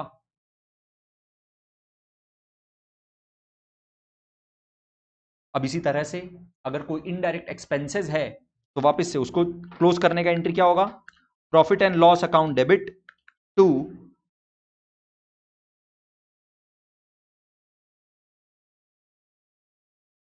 interest on loan is an expense to salary to staff to managers,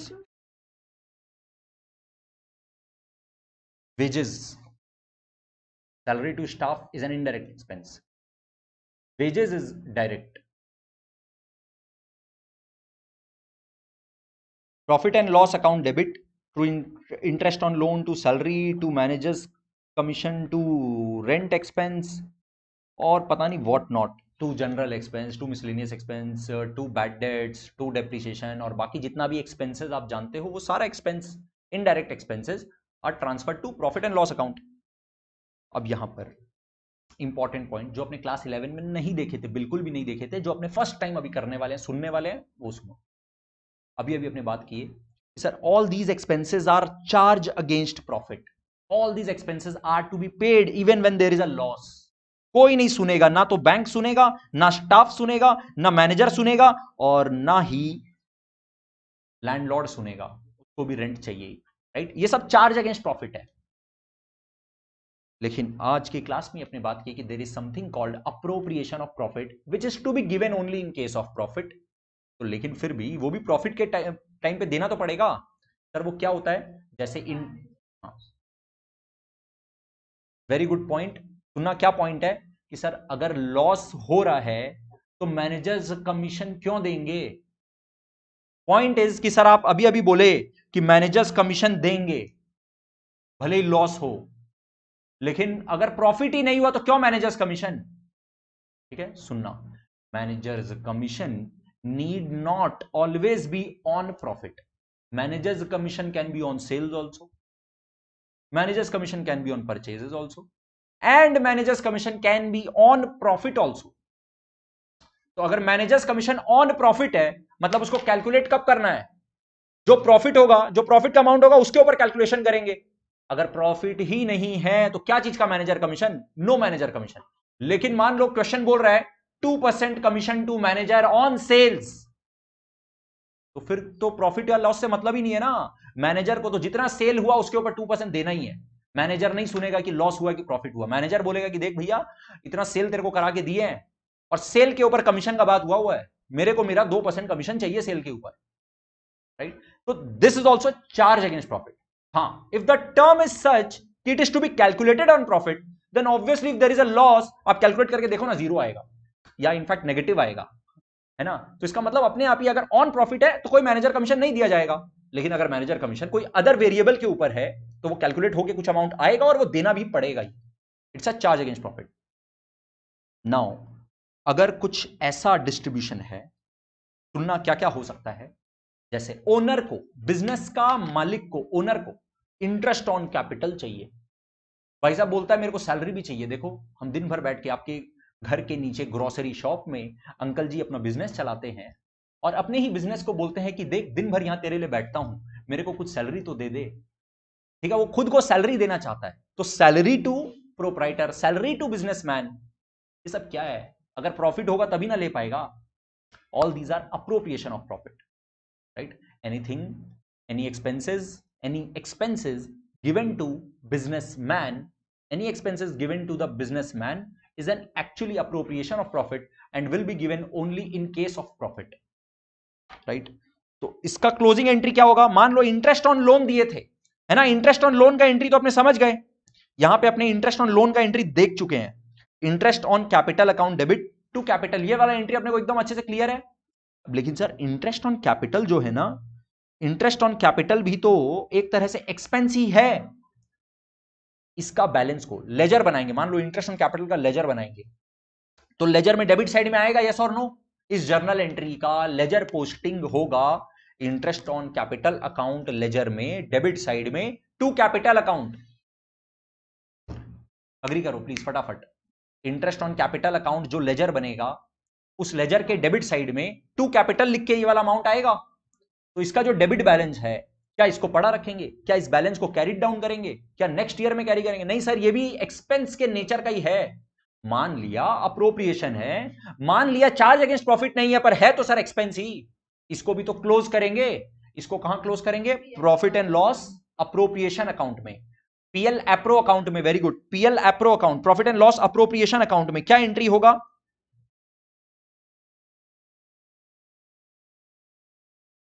profit and loss appropriation account debit to interest on capital.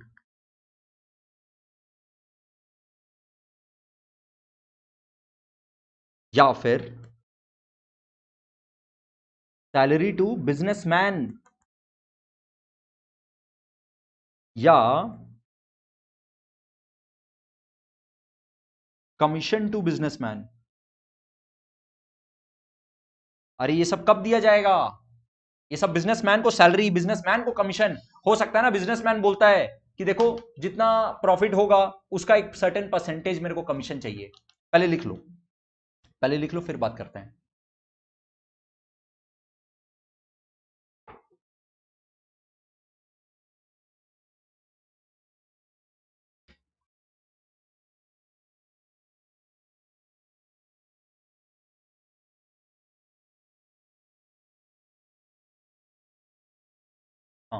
तो बिजनेसमैन बोलता है कि मेरे को इंटरेस्ट ऑन कैपिटल भी चाहिए, मेरे को सैलरी भी चाहिए, और जो प्रॉफिट होगा या जो सेल्स होगा उसके ऊपर मेरे को कमीशन भी चाहिए।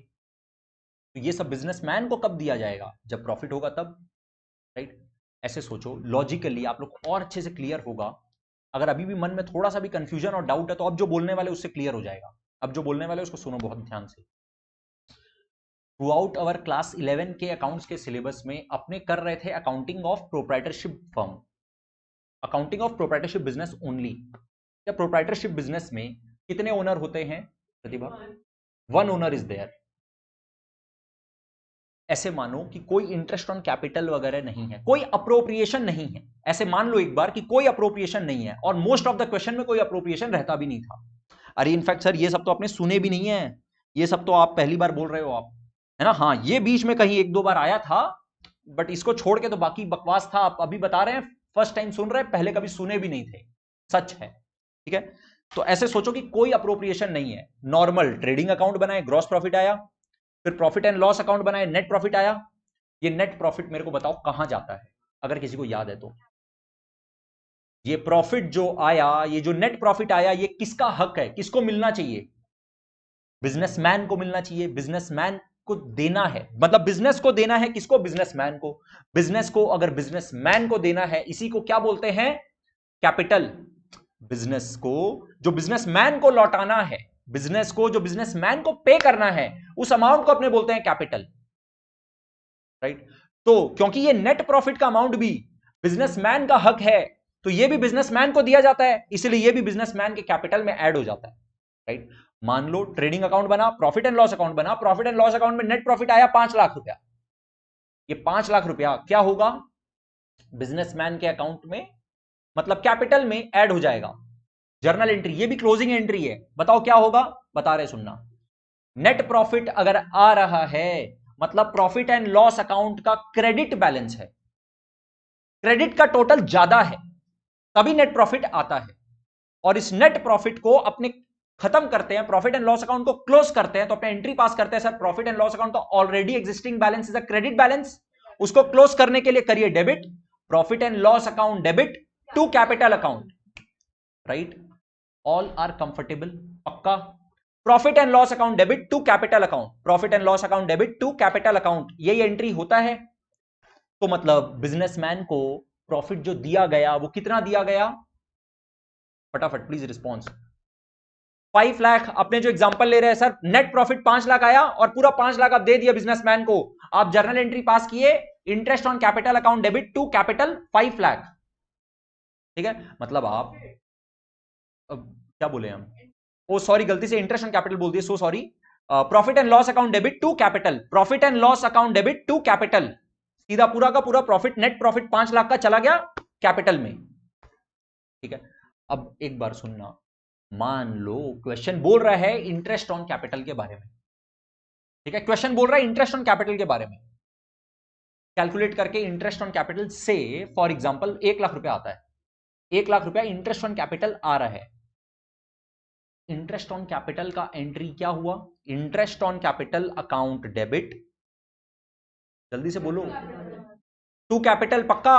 Interest on capital account debit to capital, मतलब interest on capital already businessman को दे दिया गया 1 लाख, तो बिजनेसमैन का जो कैपिटल है उसमें 1 लाख रुपया जाके ऐड हो गया, यस और नो, इंटरेस्ट ऑन कैपिटल के नाम का।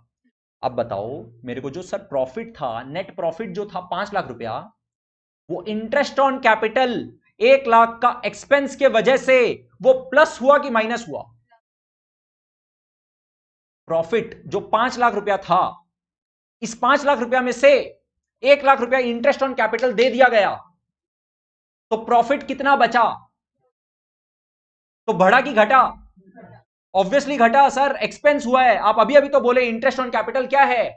खर्चा है। हम मान लिया सर दिया जाता है जब प्रॉफिट होता तब, लेकिन है तो खर्चा। अरे प्रॉफिट था ना सर, 5 लाख रुपया प्रॉफिट था, तो इस 5 लाख में से निकाल के आप 1 लाख रुपया दे दिए ओनर को, तो आपका 5 लाख में से 1 लाख निकल गया, तो बचा कितना? 4 लाख।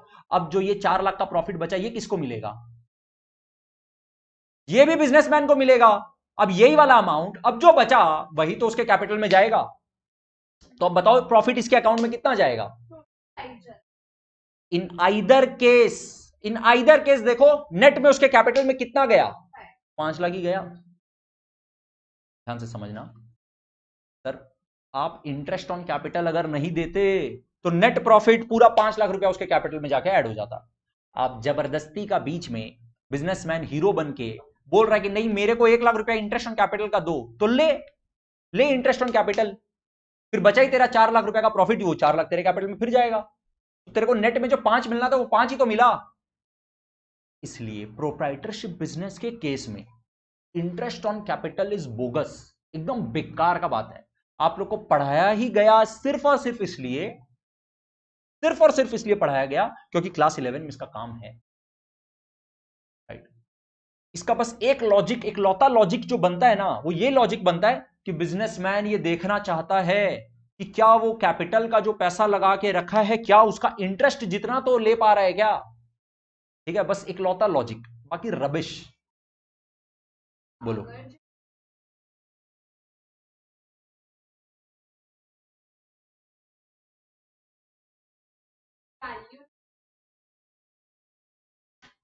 क्वेश्चन क्लियर नहीं हुआ, फिर से बोलना। कैपिटल वो करता है, हाँ हाँ उतना प्रॉफिट ही नहीं, हाँ, तो फिर जो नेट वैल्यू है वजह से कैपिटल किया जाएगा। एक मिनट सुनना, क्वेश्चन पहले रिपीट कर रहे हैं, सुन के समझ के पहले बताना, प्रतिभा कंफर्म करना यही क्वेश्चन है क्या। The question is businessman starting में जब बिजनेस स्टार्ट किया तो 5 लाख रुपया बिजनेस में लगाया, फिर जब वो बिजनेस कर रहा है तो उसका तो उतना प्रॉफिट ही नहीं हो रहा है, उसका तो लॉस हो रहा है। तो इसका मतलब जो बिजनेस को बिजनेसमैन को देना था, जो बिजनेस को बिजनेसमैन को देना था वो तो 5 लाख दे नहीं पाएगा सर, क्योंकि लॉस हो रहा है। तो फिर वो नेट वैल्यू कैसे, आप बोल रहे हो कि बैलेंस शीट मैच कैसे होगा, क्या एडजस्ट होगा? प्रॉफिट सपोज 3 लाख प्रॉफिट हुआ, 3 लाख प्रॉफिट हुआ, हाँ, मैक्स आपका 5 लाख पहले से कैपिटल में रहता है, 5 लाख वो हाँ। कर दे तो 3 प्लस होगा। एक मिनट, अच्छा फिर से, ठीक है, अगर प्रॉफिट हुआ 3 लाख का, पहले से कैपिटल था 5 लाख का और प्रॉफिट हुआ और 3 लाख का, फर्स्ट ऑफ ऑल पहले यहां पे क्वेश्चन समझ में आ गया, फिर से क्वेश्चन बोल रहे हैं सुन लो। यहां पे कंफ्यूजन ये है कि सर एक बिजनेसमैन जब स्टार्ट किया बिजनेस तो 5 लाख रुपया का मान लो कैपिटल लगाया, फिर साल भर में वो बिजनेस करके कुछ प्रॉफिट कमाया, वो प्रॉफिट उसके कैपिटल में ऐड होता है या लेस होता है, ये कैसे मैचिंग हो रहा है, इसको लेकर के थोड़ा सा कंफ्यूजन है, बोल रहे हैं सुन लेना, ठीक है, सुन लो अच्छे से क्लियर हो जाएगा। बिजनेसमैन जब बिजनेस स्टार्ट करता है तो जो कैपिटल लगाता है ना, हमेशा अकाउंटिंग इक्वेशन मैच होता हुआ चलता है। अकाउंटिंग इक्वेशन अगर याद नहीं है तो कोई बात नहीं है, सुनो। बैलेंस शीट का दो साइड, एक लायबिलिटी साइड एक असेट साइड। एक तरह से बैलेंस शीट बैलेंस शीट के थ्रू बिजनेस बोलना चाहता है, बैलेंस शीट के थ्रू बिजनेस बोल रहा है, क्या बोल रहा है कि सुनो एवरीवन, ये मेरा बैलेंस शीट है, मतलब ये मैं हूं, एक तरफ ये मेरा असेट्स है जो मैं ओन करता हूं, और क्योंकि मैं एक बिजनेस हूं, मेरा खुद का कुछ नहीं है, ये पूरा का पूरा मेरे को किसी ना किसी को देना है, जो मेरे को बिजनेसमैन को देना है उसको कैपिटल बोलते हैं, जो आउटसाइडर को देना है उसको एक्सटर्नल लायबिलिटीज बोलते हैं। तो ये बैलेंस शीट है, ये बैलेंस शीट है, बैलेंस शीट का ये असेट साइड है, ये मेरा असेट्स है जो मैं ओन करता हूं, और ये मेरे पास कहां से आया, मेरा लोगों से पैसा लिया हुआ है जो लौटाना है, जो बिजनेसमैन को लौटाना है उसको कैपिटल बोलते हैं, जो बाहर वालों को लौटाना है उसको आउटसाइड लायबिलिटीज बोलते हैं, ठीक है। तो जो 5 लाख रुपया, अब नाउ अगेन बैलेंस शीट का पिक्चर एकदम दिमाग में छपना चाहिए, कहीं पे भी दिक्कत होगा तो मेरे को रोक देना तुरंत, ठीक है। बैलेंस शीट, ये असेट साइड, ये लायबिलिटी साइड। बिजनेसमैन जब बिजनेस स्टार्ट किया तो कैश लाया 5 लाख रुपया, तो असेट साइड में 5 लाख रुपया का कैश प्लस लायबिलिटी साइड में कैपिटल प्लस 5 लाख, देखो मैच। फिर पूरा साल भर 3 लाख रुपया का प्रॉफिट कमाया, मान लो 3 लाख रुपया का प्रॉफिट कमाया, 3 लाख रुपया का प्रॉफिट कमाया, मतलब जो कैश स्टार्टिंग में 5 लाख हुआ करता था वो प्लस हो गया होगा। मान लो कैश 8 लाख नहीं हुआ, कुछ पैसा बैंक में जमा है, कुछ स्टॉक के रूप में पड़ा हुआ है, कुछ डेटर्स के रूप में पड़ा हुआ है, टोटल मिला के सर असेट साइड में ना 5 लाख से 8 लाख हो गया, 5 लाख से 8 लाख हो गया। अब ये सेम चीज यहां पे कैसे रिफ्लेक्ट होगा, यहां पे सर कैपिटल का बैलेंस 5 से 8 हो जाएगा, या फिर एक और तरीका हो सकता है कि सर प्रॉफिट तो 3 लाख हुआ, लेकिन सर कुछ लायबिलिटी भी था, राइट? तो अब लायबिलिटी साइड में प्लीज एवरीवन, लायबिलिटी साइड में 5 प्लस 3 लाख का प्रॉफिट, 8 लाख का कैपिटल, 5 प्लस 3 लाख का प्रॉफिट कैपिटल में ऐड हो गया तो 8 लाख का कैपिटल, प्लस मान लो कुछ गुड्स उधार में खरीद के रखा है, 2 लाख रुपए का गुड्स उधार में खरीद के रखा है, तो क्रेडिटर को देना है, कितना हुआ? 10 लाख। अब यहां असेट साइड में भी, क्योंकि गुड्स उधार में खरीद के रखा है तो असेट साइड में स्टॉक दिख रहा होगा और 2 लाख का ज्यादा, तो टोटल में ये मैच होता हुआ हमेशा चलेगा। मान लो लोन लिया 10 लाख का, और तो 10 लाख का एक तरफ लायबिलिटी, दूसरा तरफ बैंक का बैलेंस बढ़ा हुआ। अब ये कोई जरूरी नहीं कि हर बार बैंक के बैलेंस में रिफ्लेक्ट करे, अरे वो लोन क्या बैंक में रखने के लिए लिया है, प्लांट एंड मशीनरी खरीदने के लिए लिया है, तो वो असेट साइड में प्लांट एंड मशीनरी के नाम से दिख रहा है, right? I hope this answers your question, right? This was a basic accounting equation जो अभी आप लोग को बता रहा था, ठीक है? एकदम बेसिक कॉन्सेप्ट। बिजनेस का ये दो साइड, बैलेंस शीट का ये दो साइड हमेशा हर एक ट्रांजैक्शन लेवल पे मैच होता हुआ चलता है, ठीक है? क्लियर है? ठीक है, वापस से आते हैं अपने पॉइंट पर। तो profit and loss appropriation account debit to appropriation items close हो गया। बस एक लास्ट पॉइंट है आज का, उसके बाद आज का क्लास क्लोज करेंगे। खाली आप लोग को सिलेबस बताएंगे ब्रीफली।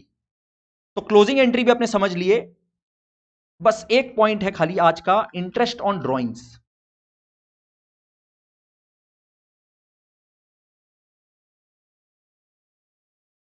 इंटरेस्ट ऑन कैपिटल का एग्जैक्टली ऑपोजिट है interest on drawings. Interest on capital का एग्जैक्टली ऑपोजिट है इंटरेस्ट ऑन ड्रॉइंग्स। जैसे बहुत देर से बिजनेसमैन बोल रहा था, बक बक बक बक बक बक किए जा रहा है, ये देखो मैं तेरे को पैसा दिया, मेरे को इंटरेस्ट दे दे, है ना? बिजनेसमैन बोले जा रहा है बिजनेस को, देख कितना पैसा दिया तेरे को, प्लीज इंटरेस्ट दे, इंटरेस्ट दे। अब ये पूरा साल भर ड्राइंग्स ड्राइंग्स ड्राइंग्स, जब मैंने अरे बर्थडे पार्टी आया बच्चा का, निकाल लिया पैसा, मूवी देखने जाना है पैसा निकाल लिया, फिर से स्कूल फीस देना है ले लिया पैसा निकाल लिया, जब देखो मन कर रहा पैसा निकालते जा रहा निकालते जा रहा, घर का खर्चा चलाना है बिजनेस से पैसा निकाल लिया। अब बिजनेस बोला, अब बिजनेस बोल रहा है, सुन बिजनेसमैन, सुन गोलू बहुत हो गया, है ना? एक मेरे को 5 लाख का कैपिटल क्या दिया, मेरे नाक में दम कर दिया इंटरेस्ट ऑन कैपिटल के लिए, और ये जो पूरा साल भर जो तुम ड्राइंग्स ड्राइंग्स ड्राइंग्स किए जा रहे हैं ना, उसके लिए अब तुम दे मेरे को interest on drawings, interest on drawings अब तुम दे। Exactly opposite, interest on capital business के लिए एक्सपेंस है जो उसको देना है, इंटरेस्ट ऑन ड्राइंग्स बिजनेस के लिए इनकम है जो वो बिजनेसमैन से लेगा, राइट? एग्जैक्टली। तो इसका फटाफट से मेरे को एंट्री बता देना। Interest on drawings sir because business का इनकम है, तो इनकम को क्या करते हैं? क्रेडिट। डेबिट क्या करें? कैपिटल क्यों नहीं? कैपिटल क्यों नहीं?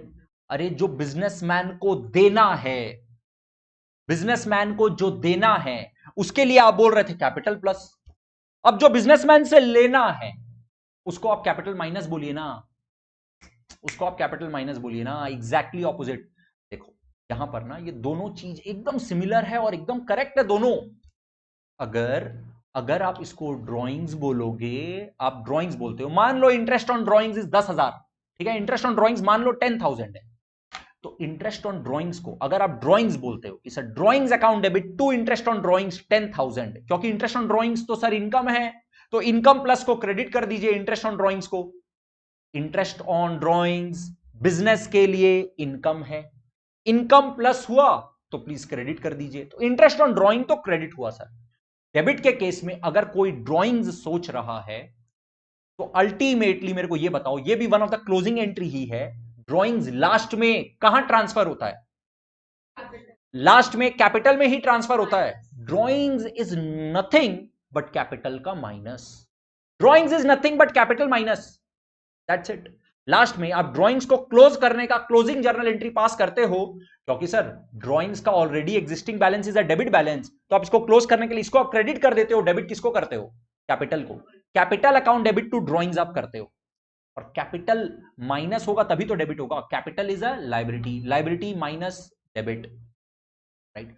अभी इस एंट्री में इंटरेस्ट ऑन ड्राइंग्स में आप चाहो तो कैपिटल को सीधा डेबिट कर दो, capital account debit to interest on drawings बोल लो, या अगर आप drawings account debit to interest on drawings बोलते हो तो लास्ट में वो ड्राइंग्स अपने आप फिर कैपिटल में ही तो डेबिट होगा।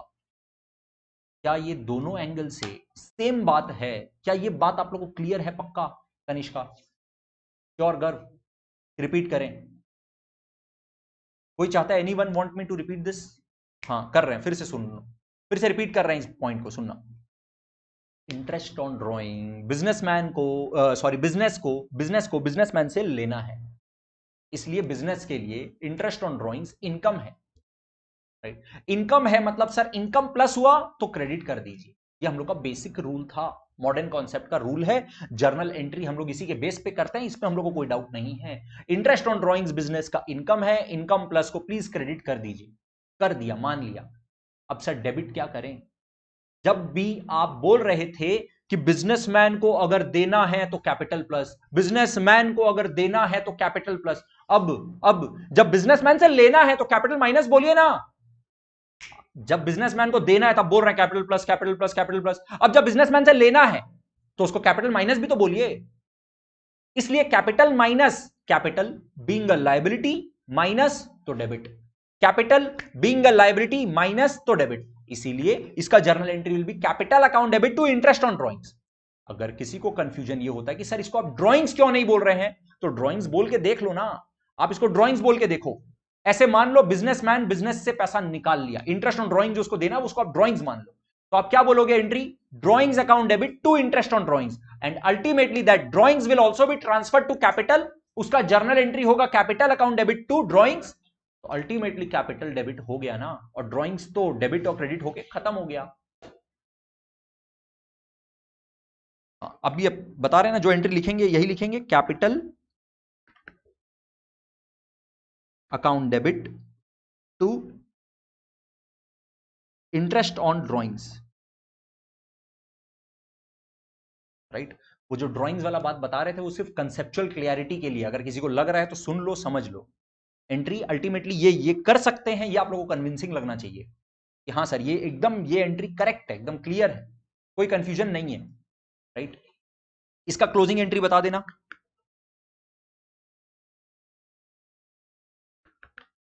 क्लोजिंग एंट्री बताओ इसका।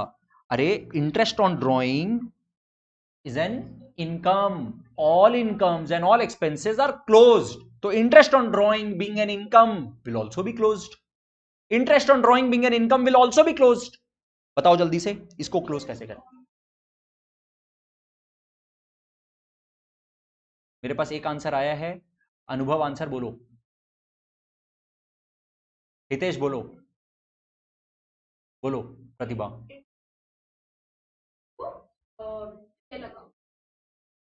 गर्व बोलो, रोशनी आप बोलो फटाफट।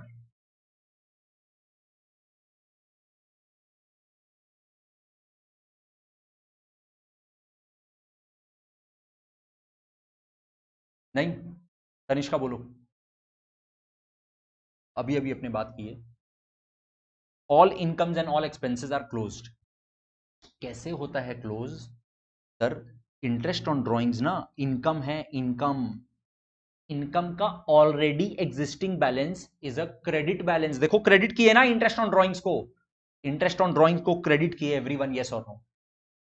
मतलब ऑलरेडी एग्जिस्टिंग बैलेंस। अगर इंटरेस्ट ऑन ड्रॉइंग्स अकाउंट बनाए, इंटरेस्ट ऑन ड्रॉइंग्स का लेजर अकाउंट अगर बनाए, तो इस जर्नल एंट्री का ledger posting interest on drawings account में कहां होगा? क्रेडिट साइड में होगा, बाई कैपिटल अकाउंट। मतलब सर इंटरेस्ट ऑन ड्रॉइंग्स का already existing balance is a credit balance, sure?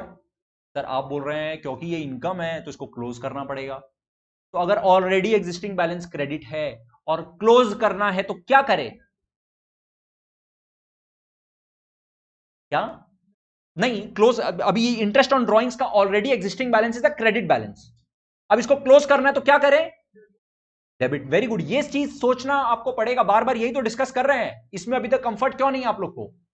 अरे all incomes and all expenses are closed, sir expenses का already existing balance is a debit, तो उसको credit करना पड़ता है।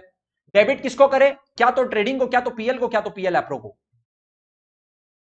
सारा का सारा एक्सपेंसेस का already existing balance is a debit balance, उसको क्लोज करना है, मतलब उसको क्या करना है? क्रेडिट। डेबिट किसको करे? क्या तो ट्रेडिंग, क्या तो पीएल, क्या तो पीएल एप्रो, डिपेंडिंग की वो डायरेक्ट एक्सपेंस है, इनडायरेक्ट एक्सपेंस है, क्या एप्रोप्रिएशन आइटम है। उसी तरह से कोई भी इनकम है उसको अगर क्लोज करना है तो सर कैसे सोचना है प्लीज, बहुत फोकस के साथ। कोई भी इनकम है, इनकम का लेजर अकाउंट है, तो उसको क्लोज अगर करना है तो पहले क्या सोचना है, सर इनकम का already existing balance is a credit balance, उसको क्लोज करना है मतलब डेबिट करना है, तो उस इनकम अकाउंट को तो आप डेबिट कर दीजिए। क्रेडिट किसको करें, ट्रेडिंग अकाउंट, पीएल अकाउंट या पीएल एप्रो अकाउंट, डिपेंडिंग कि ये डायरेक्ट इनकम है या इनडायरेक्ट टाइप का इनकम है या अप्रोप्रिएशन टाइप का इनकम है। राइट, बात समझ में आया पक्का? फिर से बोल रहे हैं सुनना, इनकम वाला पार्ट फिर से बोल रहे हैं। इनकम का already existing balance is a credit balance, आप बोल रहे हैं उसको क्लोज करना है, because all expenses and all incomes are close, तो आपको इनकम को, कोई भी इनकम हो उसको क्लोज करना है। Already existing balance is a credit balance, तो क्लोज करेंगे तो क्या करिए, डेबिट कर दीजिए। इनकम अकाउंट तो डेबिट होगा क्लोजिंग एंट्री में, ये पक्का है सर। जब भी आप इनकम का लेजर को क्लोज करेंगे तो इनकम अकाउंट डेबिट होगा, ये पक्का है। क्रेडिट किसको करे, अगर सेल्स इनकम है तो डायरेक्ट टाइप का इनकम हो गया तो ट्रेडिंग में क्लोज कर दीजिए। अगर rent income, dividend income, interest on fix deposit type का इनकम है तो ये indirect income, other income type का हो गया, इसको पीएल में ट्रांसफर कर दीजिए, पीएल में क्रेडिट कर दीजिए। और अगर अप्रोप्रिएशन टाइप का इनकम है तो पीएल एप्रो में क्रेडिट कर दीजिए। Interest on drawing is like an appropriation, जब बिजनेसमैन को देते हैं तो बोलते हैं अप्रोप्रिएशन, जब बिजनेसमैन से कोई इनकम लेते हैं तो उसको भी अप्रोप्रिएशन बोलिए ना।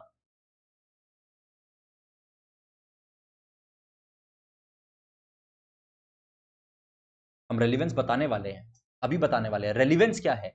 द क्वेश्चन इज कि सर क्या आप बताइए, बिजनेसमैन खुद बिजनेस कर रहा है और खुद ही से इनकम कर रहा है, खुद ही से एक्सपेंस कर रहा है, क्या चक्कर चल रहा है ये बताइए ना। अभी बताने वाले, बस वही वाला पॉइंट अब डिस्कस करेंगे, पहले इसका क्लोजिंग एंट्री लिख लो।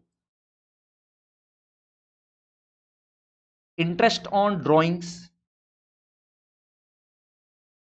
Account debit to closing entry profit and loss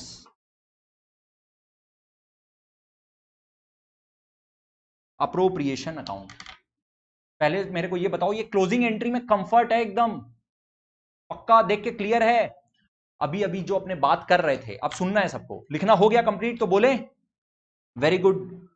Roshni correct answer, PL account की जगह बस पीएल एप्रोप्रिएशन अकाउंट कर देना। ये अपने आज के क्लास में ही नया सीखे हैं तो इसीलिए आई अंडरस्टैंड कि ये आप लोगों को पहले से पता नहीं था, बट अब अपने को पता चल चुका है। जो बिजनेसमैन को देते हैं कोई भी टाइप का खर्चा तो आप उसको अप्रोप्रिएशन बोल रहे थे, जब बिजनेसमैन से ले रहे हैं तो उसको भी अप्रोप्रिएशन नेचर का ही बोलिए, ठीक है। अब यहां पर पॉइंट ये कि सर प्रोप्राइटरशिप बिजनेस में इंटरेस्ट ऑन कैपिटल, अभी अभी आप लोग को एक्सप्लेन किया और आप लोगों को शायद क्लियर भी है, पक्का क्लियर है कि ये बेकार का बात था। क्या वो खुद से ले रहा है, अगर वो नहीं लेता इंटरेस्ट ऑन कैपिटल तो पूरा 5 लाख रुपया उसको मिल रहा होता, और अगर वो इंटरेस्ट ऑन कैपिटल के नाम का कुछ ले लिया तो अब जो बच गया वो ले लिया। एक तरफ बिजनेस बोलता है कि देखो इंटरेस्ट ऑन ड्रॉइंग्स टाइप नाम का मेरे को इनकम हो गया, और फिर वो जो इनकम के वजह से प्रॉफिट बढ़ा हुआ रहेगा वो प्रॉफिट वापस से कैपिटल में ऐड हो रहा होगा। प्रोप्राइटरशिप बिजनेस में ये बेकार का बात था, एकदम रबिश था। लेकिन अब अपने क्लास 12 में पढ़ने वाले हैं पार्टनरशिप बिजनेस। पार्टनरशिप बिजनेस में इसका बहुत ज्यादा रेलिवेंस है, सुनना कैसे। गोलू अकेला बिजनेस कर रहा था, गोलू को बहुत सारा पैसा का और जरूरत पड़ गया क्योंकि उसको बिजनेस एक्सपैंड करना है, तो गोलू मिला भोलू से, अपना दोस्त से, गोलू भोलू, ठीक है, गोलू भोलू, गोलू भोलू मिलके अब बिजनेस कर रहा है। बिजनेस में बहुत सारा पैसा का जरूरत था, भोलू अच्छा दोस्त था, भोलू को बोला सुनना भोलू यार क्या मैं 1-2 लाख में फंसा हुआ हूं, अभी बिजनेस में ना 20 लाख का जरूरत है, देख तेरे पास इतना पैसा पड़ा है, 20 लाख रुपया बिजनेस में लगा दे, मस्त प्रॉफिट करेंगे, तुम भी अपना प्रॉफिट का शेयर ले लेना, जो भी प्रॉफिट कमाएंगे वो अपने शेयर करेंगे ना, मिलके बांटेंगे, राइट। भोलू बोला कि सुन गोलू, दोस्ती एक तरफ, जो 20 लाख रुपया दूंगा ना प्रॉफिट शेयर, तो प्रॉफिट जो होगा वो तो बांटेंगे ही, वो तो छोड़ ही दे। जो 20 लाख रुपया तेरा खाली बिजनेस में 1 लाख रुपया दिया हुआ है और मेरे से 20 लाख रुपया चाहिए, मेरे से जो 20 लाख रुपया लेगा ना, मेरे को प्लीज उसके लिए पहले कैपिटल के ऊपर इंटरेस्ट दे देना, इंटरेस्ट ऑन कैपिटल मेरे को दे देना अलग से। जो भी प्रॉफिट होगा उसका अप्रोप्रिएशन, उसका डिस्ट्रीब्यूशन, अप्रोप्रिएशन वर्ड का मतलब होता है डिस्ट्रीब्यूशन, उसको जब बांटेंगे अपने प्रॉफिट को तो प्रॉफिट बांटने के टाइम पर पहले मेरे को मेरे कैपिटल के ऊपर इंटरेस्ट दे देना, क्योंकि मेरा कैपिटल का बहुत बड़ा अमाउंट लगाया हुआ ना यार। अगर ये कैपिटल का पैसा इतना ज्यादा यहां नहीं लगाते तो कहीं और लगाते, कहीं इन्वेस्ट करते तो उसके ऊपर इंटरेस्ट मिलता। तो ये जो मेरा इतना पैसा एक्स्ट्रा लगाया हुआ ना, आपको ये बात समझ में आ रहा होगा कि सर प्रोप्राइटरशिप बिजनेस में इंटरेस्ट ऑन कैपिटल कचरा था, और पार्टनरशिप बिजनेस में कौन सा पार्टनर कितना ज्यादा कैपिटल लगा के रखा है उसके बेस पर interest on capital will become relevant, very relevant. Golu भी बोलेगा हाँ देख भाई सही बात है, तेरा 20 लाख रुपया लगाया हुआ है बिजनेस में, तुम 20 लाख के ऊपर अपना इंटरेस्ट ऑन कैपिटल ले जा, मेरा भी 1 लाख रुपया लगाया हुआ है तो हम भी उतना के ऊपर इंटरेस्ट ऑन कैपिटल अपना ले लेगा। मेरा 1 लाख के ऊपर इतना नन्ना सा इंटरेस्ट ऑन कैपिटल आएगा, तेरा 20 लाख रुपया के ऊपर बहुत बड़ा इंटरेस्ट ऑन कैपिटल आएगा, आएगा आएगा। अब उसके बाद जो प्रॉफिट बचेगा वो अपने मिलके बांट लेंगे, जैसे भी बांट लेंगे, वो अपना टर्म्स क्या रहेगा वो देख लेंगे, राइट। तो इसका मतलब जो तेरा कैपिटल का एक्स्ट्रा पैसा लगाया हुआ था उसका तो चैप्टर क्लोज हो गया ना, क्योंकि तुम इंटरेस्ट ऑन कैपिटल ले लिया। अब डेली डेली मेरे को सुनाना मत, देख 20 लाख रुपया लगाया, 20 लाख रुपया लगाया, अरे तो ले लिया ना भाई उसका इंटरेस्ट ऑन कैपिटल। तो यहां पर पार्टनरशिप बिजनेस में interest on capital will become very relevant. Again Bholu एक और बात बोल सकता है कि सुन, ये जो इतना पैसा हम लगाया, अब देख रहे हैं साल भर में तुम दमादम ड्रॉइंग्स ही किए जा रहे हैं, जब मन होता है तब ड्रॉइंग्स कर लेता है, बोलता है आज शादी करूंगा, आज ड्रॉइंग्स कर लिया। हाँ, अभी बोल रहा है हनीमून में जाना है, फिर ड्रॉइंग्स कर लिया, मस्ती चल रहा है, ड्रॉइंग्स किए जा रहा है। तो जो इतना ज्यादा ड्रॉइंग्स कर रहा है ना, और मैं भी कुछ ड्रॉइंग्स कर रहा हूं, तो अपने मिलके एक और काम करते हैं, जो जितना ज्यादा ड्रॉइंग्स करेगा उसके ऊपर इंटरेस्ट ऑन ड्रॉइंग्स भी दो फर्म को, उसके वजह से फर्म का जो प्रॉफिट बढ़ा हुआ रहेगा, वो प्रॉफिट बढ़ा हुआ जो रहेगा वो अपने फिर मिलके बांटेंगे।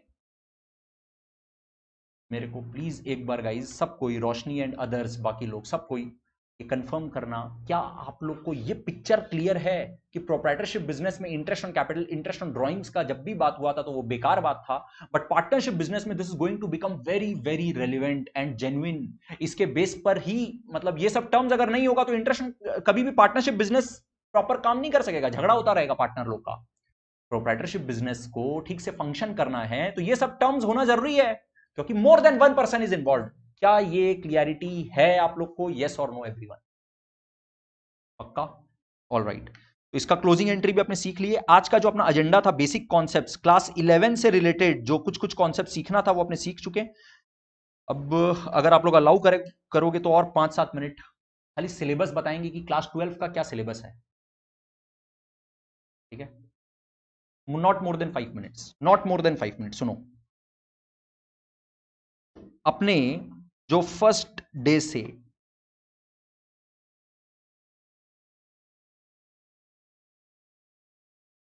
ये जो पीडीएफ है ना, ये पीडीएफ फाइल अपना गूगल क्लासरूम में क्रिएट होगा अपना इस बैच का। उस गूगल क्लासरूम में जितना भी अपने हैंड रिटन नोट्स होगा वो उसमें अपलोड होगा, ठीक है, जैसे थ्रू आउट क्लास 11 हो रहा था।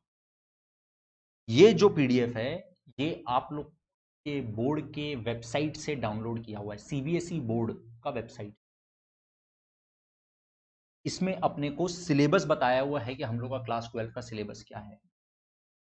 अपने जब भी कोई एक चैप्टर, कोई भी टॉपिक कंप्लीट करेंगे ना, तो एक बार यहां पर आके, यहां पे देखो जैसे सिलेबस बताया अपने पास, सिलेबस में क्या है, non profit organisations, partnership firms and companies. तो सबसे पहले financial statements of not for profit organisations, NPO, non profit organisation, ये अपने सिलेबस में पहला चैप्टर है जो 10 मार्क्स का आता है। फिर अकाउंटिंग फॉर पार्टनरशिप फर्म्स है जो 30 मार्क्स का आता है। कंपनीज है जो 20 मार्क्स का आता है। ये टोटल मिलके हो गया 60 मार्क्स। और फाइनेंशियल स्टेटमेंट एनालिसिस से अपने को मिलेगा total 20 marks, right. Analysis of financial statements और कैश फ्लो स्टेटमेंट, ये दोनों मिला के अपने को 20 मार्क्स देगा। अपने जो सबसे पहला चैप्टर करने वाले हैं ये यूनिट है अकाउंटिंग फॉर पार्टनरशिप फर्म, ये यूनिट है, इसके अंदर 6 चैप्टर है सीबीएसई में, वो देखते हैं अपने क्या है। ये नॉन प्रॉफिट ऑर्गेनाइजेशंस का अभी बात नहीं कर रहे हैं। अकाउंटिंग फॉर पार्टनरशिप फर्म्स में जब भी, जैसे मान लो आपने पार्टनरशिप का एक चैप्टर कंप्लीट किए आज, फंडामेंटल्स ऑफ पार्टनरशिप अपना एक फर्स्ट चैप्टर है, वो आपने कंप्लीट किए, आप लोग को इस पीडीएफ में आना है।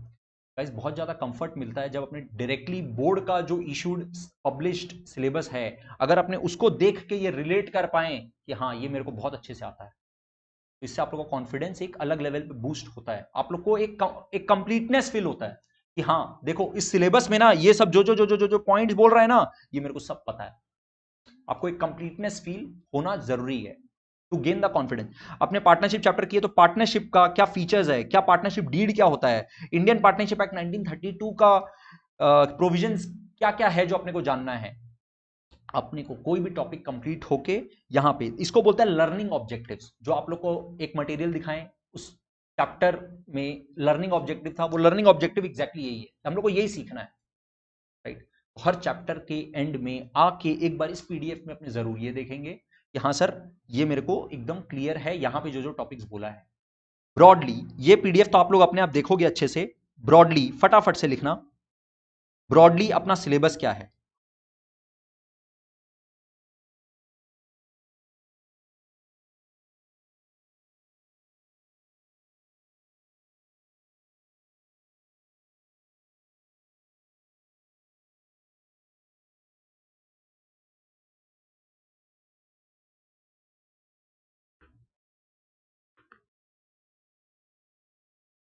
थोड़ा सा फास्ट लिखना।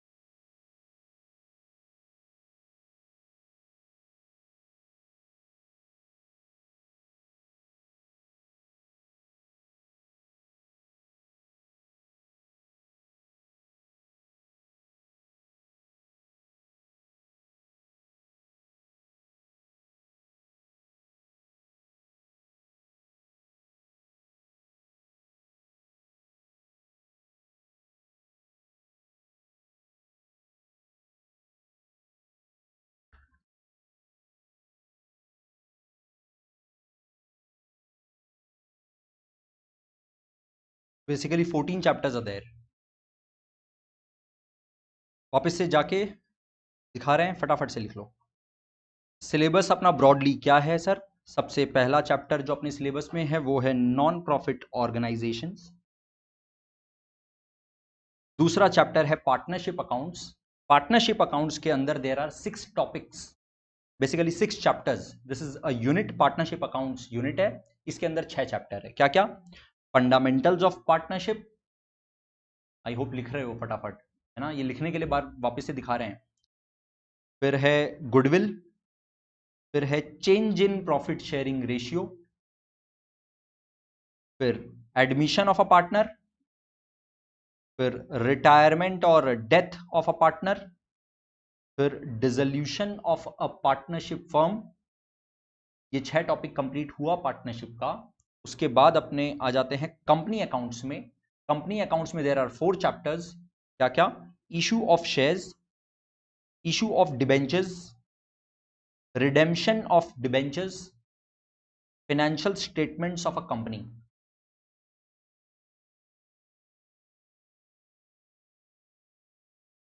फिर फाइनेंशियल स्टेटमेंट एनालिसिस अपना लास्ट पार्ट है। उसमें है comparative and common size statements, comparative and common size statements, ratio analysis, cash flow statement. अपने स्टार्ट करेंगे विथ पार्टनरशिप। इसका 3 रीजन है। सबसे पहला, सबसे ज्यादा प्रैक्टिस का जरूरत इधर है। सबसे ज्यादा प्रैक्टिस का जरूरत इधर है। आप लोग नॉन प्रॉफिट ऑर्गेनाइजेशन एक बार मेरे साथ साथ में कर लोगे तो अच्छे से हो जाएगा। कंपनी अकाउंट्स एक बार अच्छे से कर लोगे तो रिवीजन का डिमांड बहुत कम है। Partnership accounts demands at least 2 full revision. अच्छा से 2 बार रिवीजन अगर नहीं करोगे तो इस यूनिट में कॉन्फिडेंस नहीं आएगा। पार्टनरशिप अकाउंट्स में सबसे ज्यादा प्रैक्टिस का जरूरत है। पार्टनरशिप अकाउंट से सबसे ज्यादा मार्क्स का आता है। And third reason, most of the school में सबसे पहले पार्टनरशिप अकाउंट ही स्टार्ट होगा। हो सकता है नॉन प्रॉफिट ऑर्गेनाइजेशन स्टार्ट हो, ये तो 10 मार्क्स का ही टॉपिक है। मेन 30 मार्क्स का पार्टनरशिप अकाउंट्स है। मोस्ट ऑफ द स्कूल्स में यही सबसे पहले स्टार्ट होगा। बट यहां पर एक और क्वेश्चन अराइज होता है कि सर अगर इन केस हम लोग के स्कूल में कंपनी अकाउंट स्टार्ट होता है तो हम लोग का जो फर्स्ट टर्म आएगा जुलाई या अगस्त में, जो फर्स्ट टर्म होगा उसमें तो सर इशू ऑफ शेयर आ रहा होगा। और अपने अगर पार्टनरशिप अकाउंट स्टार्ट करते हैं तो अपने पार्टनरशिप अकाउंट्स कर रहे होंगे जुलाई तक, ये कैसे कवर होगा? अब गाइज यहां पे our school exams are equally important यहां पे, बट आप लोग को फिर रिक्वेस्ट ये रहेगा, यहाँ पे रिकॉर्डिंग चलेगा। इशू ऑफ शेयर अगर आप लोग के सिलेबस में आ रहा होगा तो या आप लोग को कुछ बैकअप देंगे या कोई एक्स्ट्रा क्लास देके ब्रीफली फॉर एग्जाम पर्पस बताएंगे वो एग्जाम निकालने के लिए। But we have enough logic and enough reason कि अपने को बोर्ड के लिए जो प्रिपेयर करना तो पहले अपने पार्टनरशिप अकाउंट्स में कमांड लाएं। राइट, आज के क्लास से आप लोगों को कोई भी डाउट है तो पूछो। और होमवर्क क्या है? जर्नल लेजर का कंफर्ट। नेक्स्ट 3 क्लास और कोई होमवर्क नहीं है। 3 क्लास के अंदर अगर आप लोग फटाफट से प्रिपेयर नहीं हो रहे हो तो फिर लेजर आप लोग को परेशान करेगा। Thank you so much, tata bye bye.